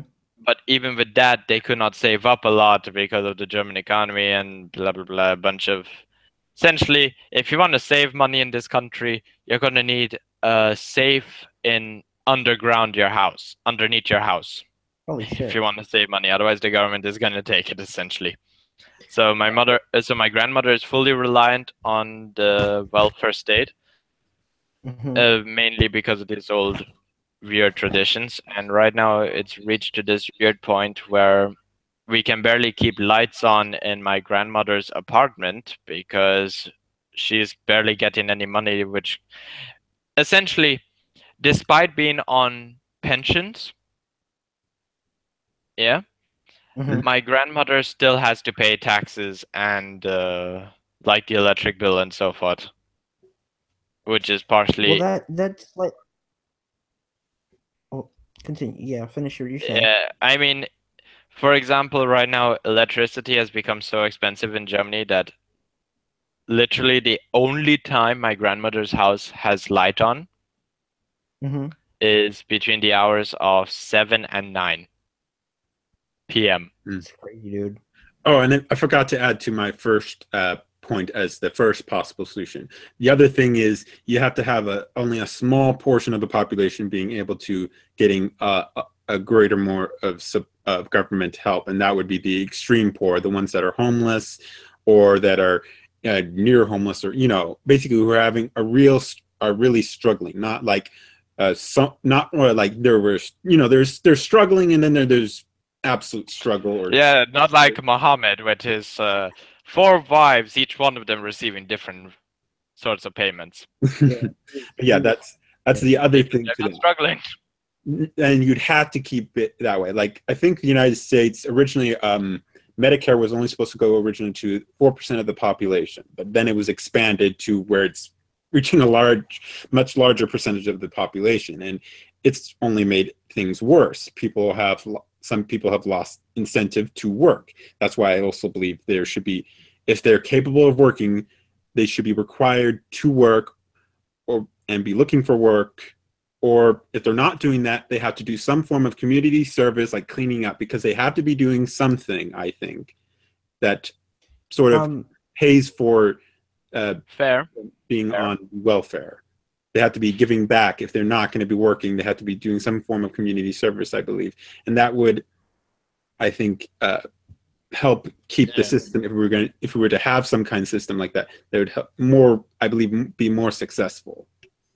Yeah, I agree with that heavily, but yeah, I agree with that. I think the main thing that we have to do when it comes to the modern world, especially the Western world, is number one, decrease taxes, reduce our influence. Because trust me, the influence that Europe, more precisely Germany, because Germany has the biggest connection with India, is absolutely horrible. Essentially, it's let your country run free, and then let the people you don't like in our country. I am not fucking crazy. joking with that. Essentially, repeat with the Arabs. Rinse and repeat. But yeah, it's essentially get rid of the welfare state to reduce it to such a degree that only the actually really needy require it. Reduce taxes through mostly getting rid of useless government departments. As I just explained, Germany has a lot of that, sadly.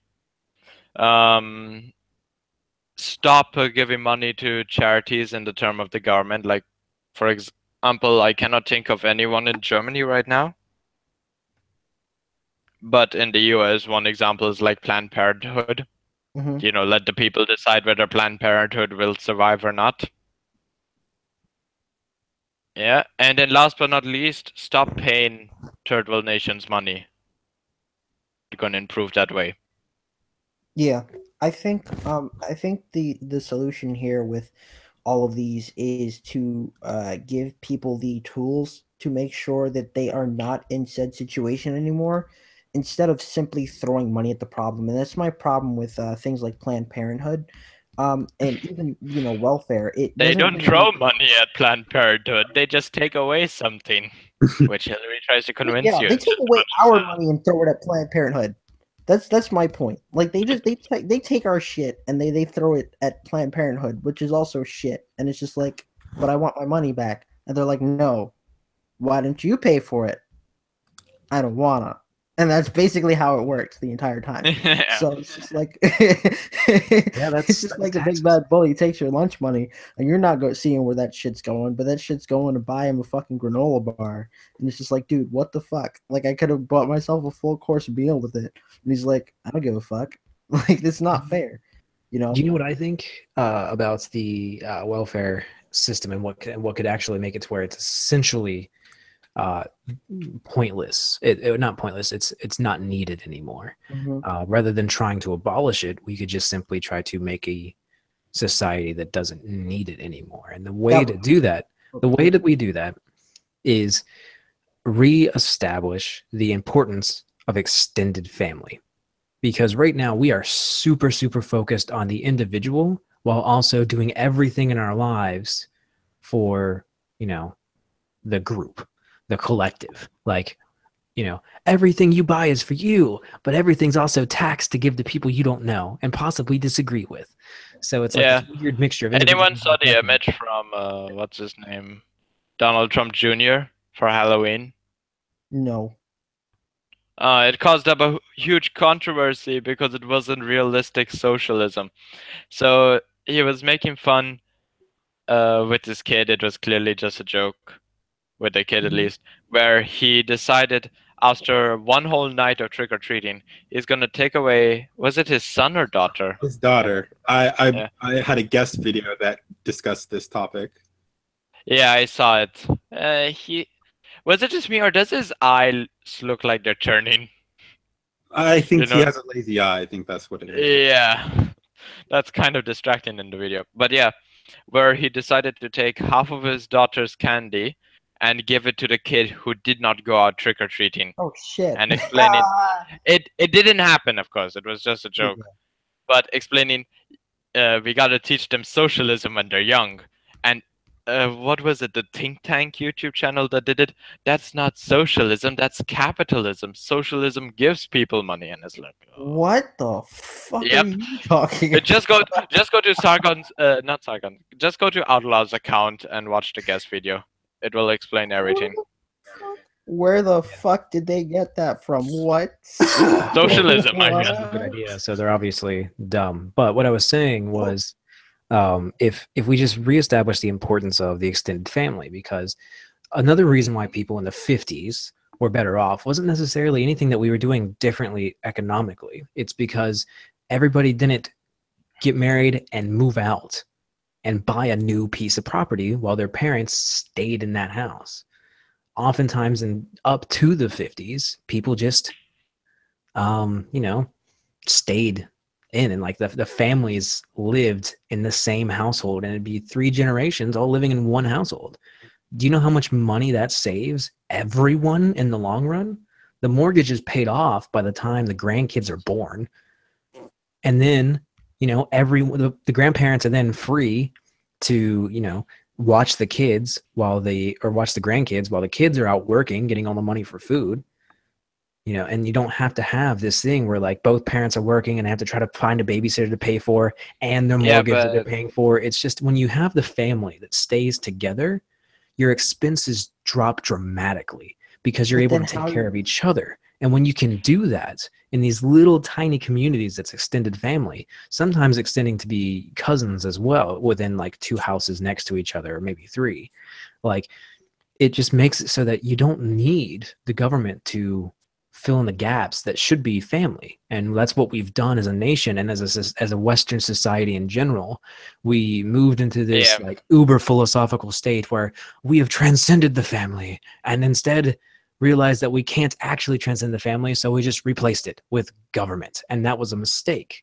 That is Yeah, where but Western At civilization. the same time, the Yeah. different things that I would say to that is that I don't fully agree with what you just said, but I see where you're coming from. Because in Germany, my German side of the family lives in a similar manner. We all live in separate houses, but we're all fairly close. Mhm. Yeah. But I honestly believe that the much bigger problem to this has to be the fact that our governments have rapidly expanded to adding new departments constantly to the government, which by the end are completely useless. Well, yeah, but you've already established the fact that Germany's government is so beyond messed up that it doesn't matter what I say would work in the United States or Canada or even the UK. Germany needs a new government before anything that we discuss will ever have any effect or ever work. Germany is beyond help at this Yeah, point. I'm talking more of the 1950s US because I remember the biggest department that General Eisenhower brought out when he was president was the Department of Nuclear Research, and that was a slight manner of keeping the US military in check, because while he was planning to find a way to use nuclear energy for the better, because we knew how to split the atom for a reactor, the military and navy departments were trying to find how can we bomb the Russians with this. Yeah. I mean, Yeah, so- government likes to take money and use it on frivolous stuff. That is absolutely true, but it doesn't. Yeah, that's that doesn't why- take away from the point that you can negate some of what the government takes from you if you pool your resources together and you're not just trying to fight the government's oppressive taxation on you by yourself. I mean, that it doesn't even in Germany's completely ludicrous system, you have 10 people living in one household. Yeah, it's cramped, but like, you know, you have people that you are able to live with, interact with, family, like physical social interaction that you get to enjoy. Like that's healthy. I don't care what people, you know, like a BuzzFeed might say, where it's like 10 reasons why you need to be alone all the time. No one needs to be in isolation all the time. Yeah, that's why I say that there was the two solutions for taking care of basically the poor and the elderly. The whole reason why I said taking the elderly off of any of those kind of systems was because I believe the family should be taking care of the elderly, and that has worked for the decades. I What think the hell is going on? the thing that becomes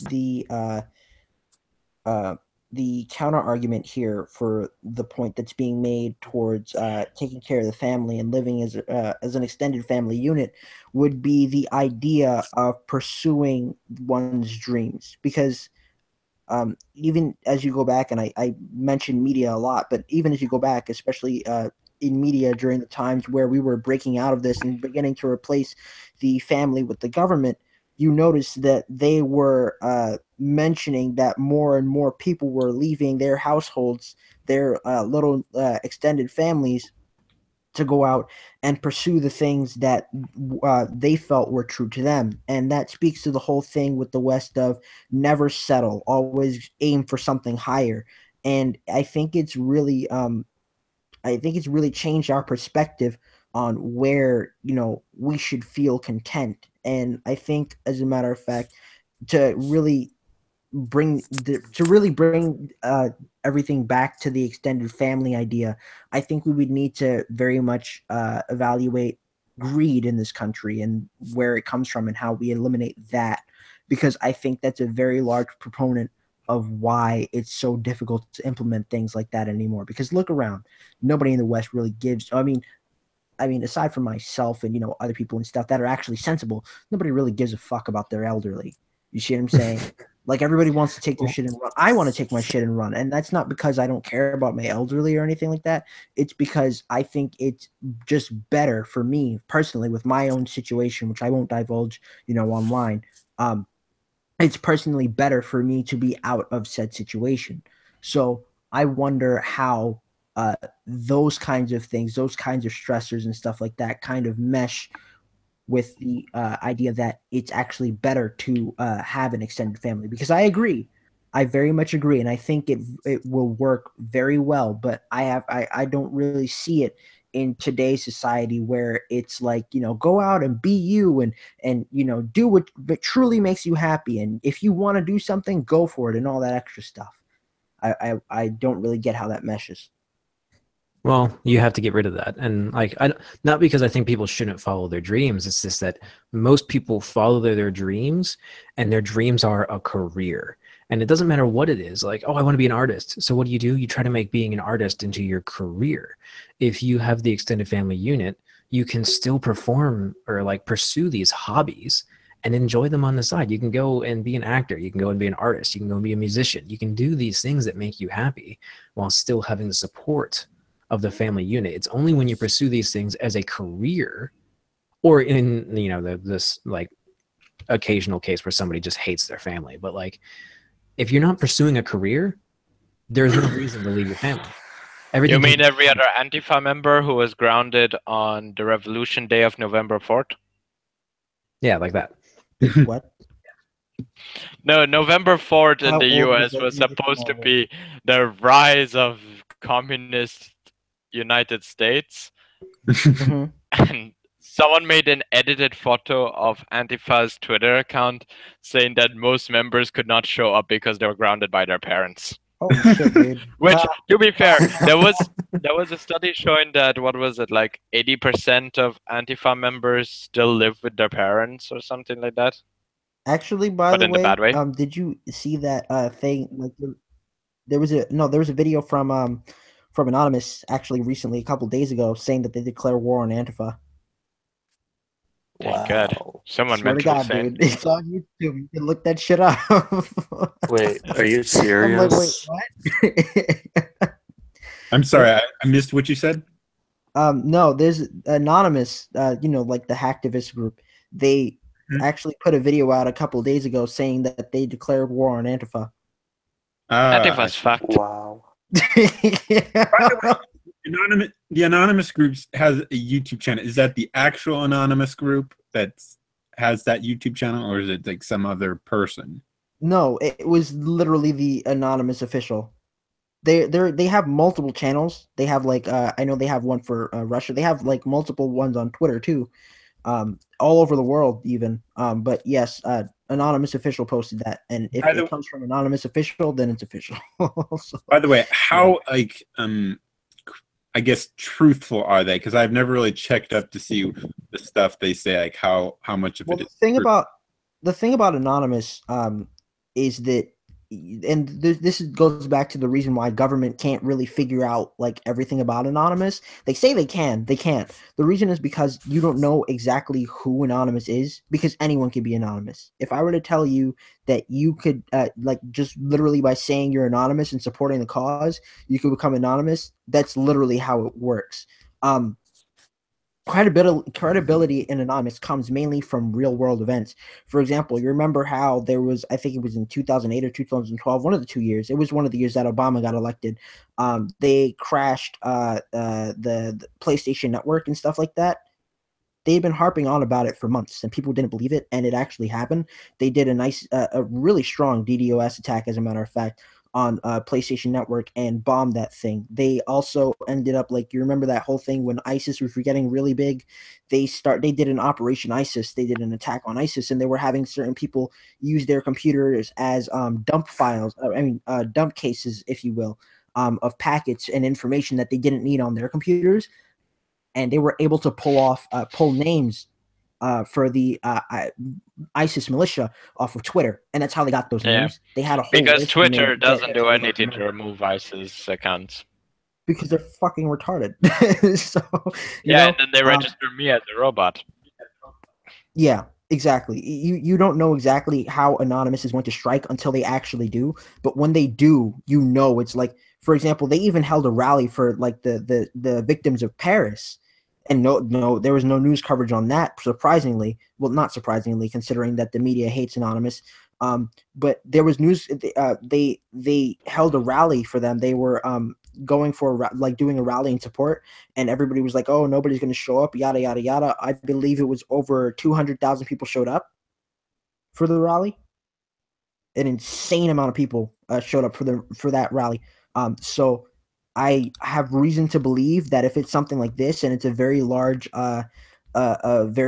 thing that's affecting our current world and things like that in terms of the riots and stuff like that, My God, I would this is think so that they're cringe. going to have Antifa is going to have a fight coming to them. I think so. Yeah.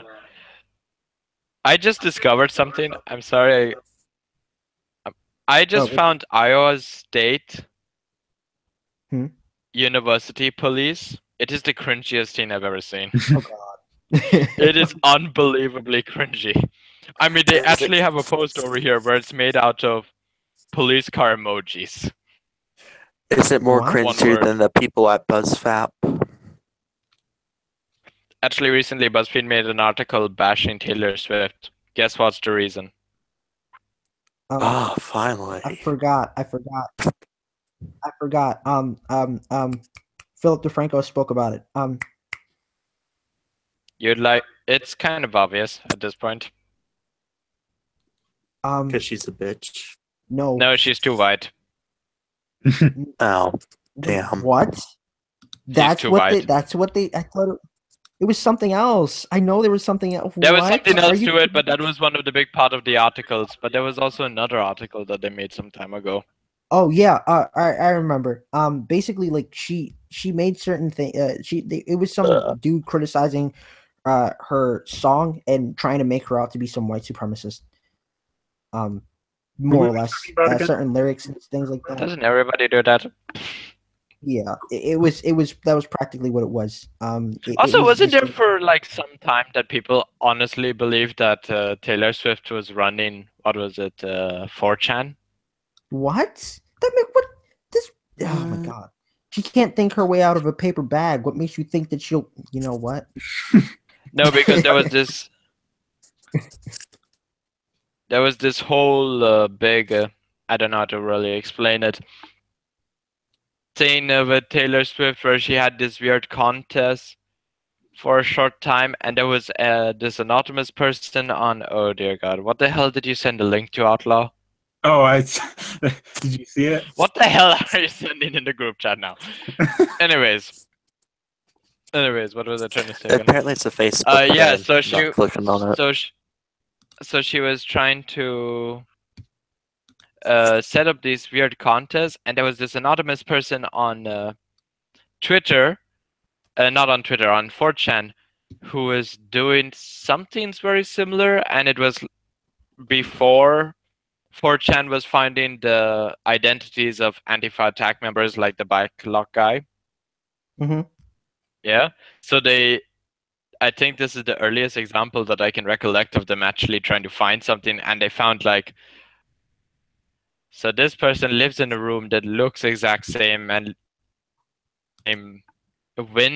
window shutters, I think, or whatever it's actually called for the windows, because this person Mhm. always kept the head out of the view. But even the body and clothing looked very similar to Taylor Swift. Then there was a cat. There was a contest on what to name the cat. Huh. One of the big suggestions was whatever was the name, I cannot remember. Little while later, news articles go everywhere that Taylor Swift has named her cat this name, which was the same popular name for the 4chan post. And you get it. It goes on for some Yeah. time. That would be very interesting if that was true. Also, I honestly believe that Taylor Swift has some dark power behind her. I'm inclined to hack Taylor Swift now. Yeah, I wouldn't be surprised if, especially seeing how much of a cunt she is. I mean, to Yeah, be honest, I would avoid her. I honestly don't think that she's even half as smart.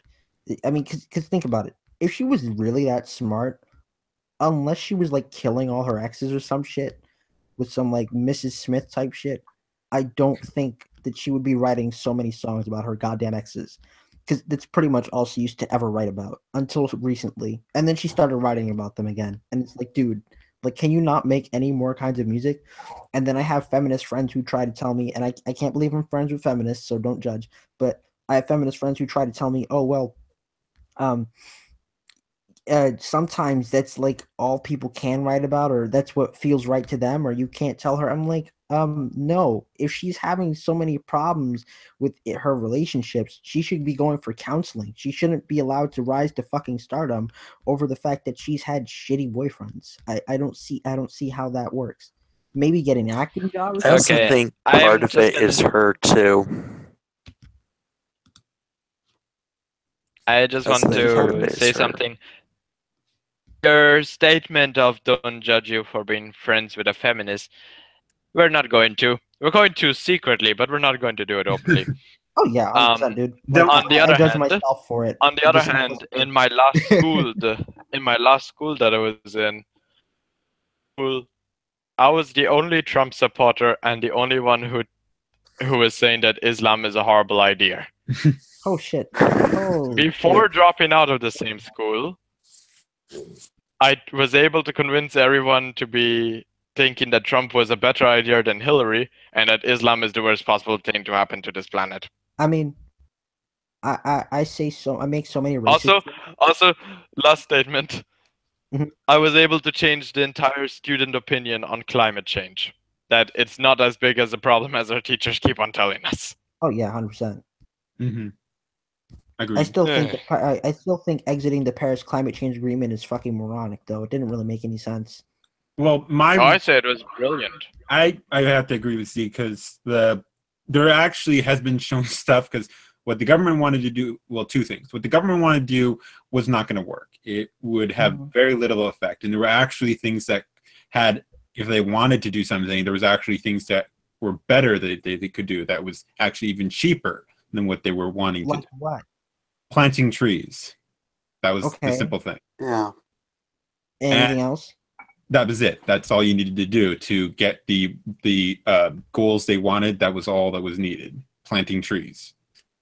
That's Then- it. Yeah, India did that. Then why was that even brought up? Because I don't remember that having been brought up. True. And every single That's time I true. asked someone else about it, then every single time I used to ask someone, like, this is literally the first, and I'm going to give you perspective.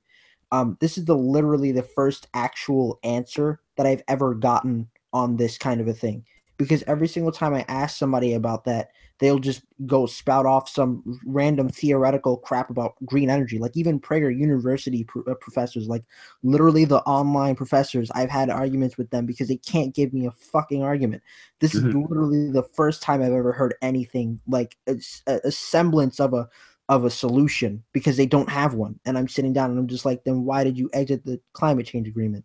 So, But yeah, that was the one solution I heard that could actually work to get the goals they wanted, and that would Essentially, the French climate agreement, which sadly Germany is a part of, is to get rid of fossil fossil fuel engines by force. And this How is is like that one gonna thing that solve a fucking thing? Anyways, Nothing. if I may, if I could finish just my point.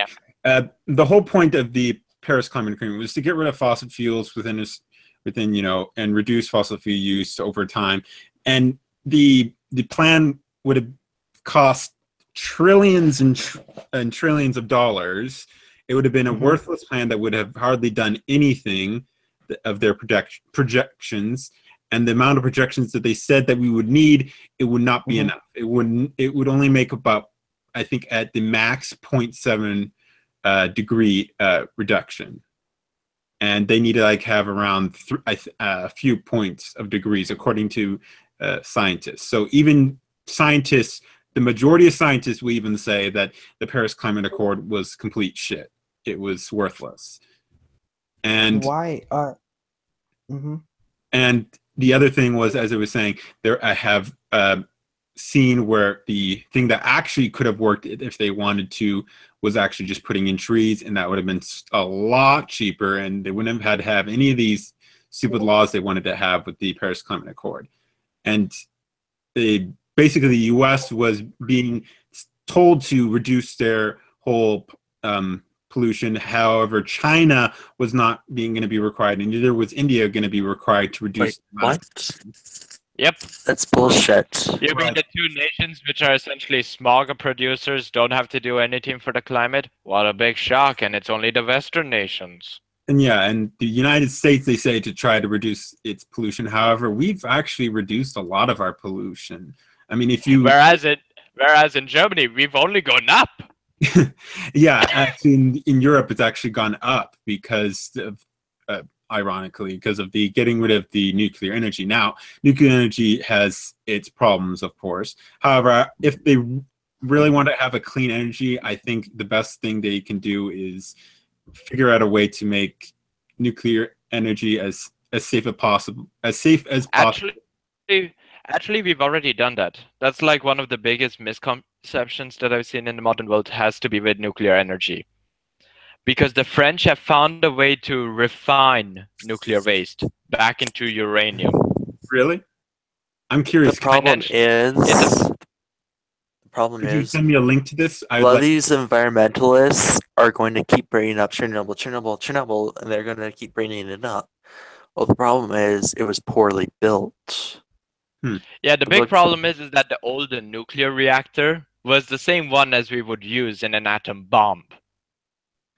So it had a chance of blowing up. The modern day nuclear reactor I'm trying to find it, but a modern day nuclear reactor uses a specific type of uranium which can be easily refined, from nuclear waste, which in case of emergency creates a slow burn, which is easier to control in case of emergency. Interesting. But yeah, if they really want to reduce the amount of carbon dioxide, they would have to go to nuclear energy, because that's the only clean source of energy that actually that we actually can use that's renewable and everything. That's we can. It's much workable. In simple terms, the next best thing to not fossil fuels, the next best thing to electric energy is literally nuclear energy. Mm-hmm. Yes. Because the amount of energy, and it's just the fact that you can actually refine nuclear waste into reusable uranium, literally making this a reusable source of energy. Well, I unfortunately, would like to see. we don't have Tesla around to check that shit out. Otherwise, we probably would have had a solution to that by now. Yeah. But yeah, I think Wait, which It one was is insane. when we say Tesla, we mean nuclear. Tesla, the company. Nikolai Tesla. Nikola Oh, Tesla. you're talking about Nikola. Tesla. I thought you were talking about the company. Oh. No, because when you were talking about the company, I just remembered they're fucking broke. Oh yeah, 100%, 100%. When they first started, Because the when they government first just screwed started coming over them out, so oh, badly. man, they were great, dude. And then you just Oh, I just found the greatest thing. I'm searching a good link for this refining nuclear waste. Instead, I found, why doesn't the US recycle nuclear fuel, Forbes? Let's have a oh look. god. That's how we know it's not legit. For That sounds cringy. Let's see, when was this written? Oh, October 1st, 2014. oh well, never mind. Okay. Chernobyl or Fukushima in the first paragraph. Not reading anymore. Well, fuck, dude. No, it's like my big trigger per se, and I'm trying to use this as comedic as possibly. But yeah, That whenever I see an obvious example that they always bring out in the first paragraph, and the paragraph is literally like 2 sentences long, I'm not reading anymore because I know where this is going. More or less. If they bring it out like later on, like they explain the benefits and then they talk about, yeah, but Chernobyl happened and the Fukushima incident, because goddammit, Chernobyl, a terribly built Soviet reactor. Yeah. Everything from the Soviet Union for a long time was terribly built because they needed the cheapest possible stuff. Fukushima was a horrible political decision because I would never suggest the idea of putting a nuclear reactor in a place that's prone to earthquakes and tsunamis, especially on the seaside. That was just the most What idiotic moron decision. authorized that? Okay, I'm gonna be having to close the stream out, guys. Any final thoughts on this topic? Oh yeah. I screamed something really random. I'm gonna send you a link in the private chat to. Oh, you can send it in our Well, podcast on nuclear. Twitter. Okay, fair Yeah. enough. Would you bang It Howard will just be Stern? behind your goddamn Twitter post. All right, so what do you want to say, Cancer? All I'm asking is, Cancer. and what happened was, the reason why the man went on a high-speed chase is because he wouldn't return the lost tapes of Howard Stern. Random. All right, anyone have Sorry, final it just felt like being random. Bruh. anyone have final thoughts on the whole nuclear energy, global warming, all that stuff? Fuck Greenpeace. Oh yeah, fuck Greenpeace. I think personally with global Green warming- energy is surprisingly deadly. Oh yeah, 100%. Oh yeah, Um, yeah. I think with global warming, it has to be said that like it's not. And personally, I don't think it's as big a deal as everybody keeps making it. But at the same time, I think it's something that we shouldn't really ignore. And the fact that it took me so long to find a plausible answer from those who were against the climate change agreement is kind of shitty. I don't like that. Things should be a lot more clear cut than just going through like months at a time trying to But you figure out an don't answer. get it. What? If it's clear cut, then people would start to blame. Or at least that's what Merkel keeps on telling me. I mean, it would be a lot easier that way, don't you think? Yeah. It took me. You don't understand. It took me like 2 years to find the answer, and the answer was planting trees. Yeah. Like, come on, imagine my shock, dude. For nothing. Anyways, last statement that I can say when it comes to green energy is that if we want a good alternative to the solar panels, there's actually one being developed in Germany, albeit privately funded. Have you ever seen But the algae solar panels? No, Nine. No, actually no. So this guy has found a way to actually get electricity from growing algae in the sun.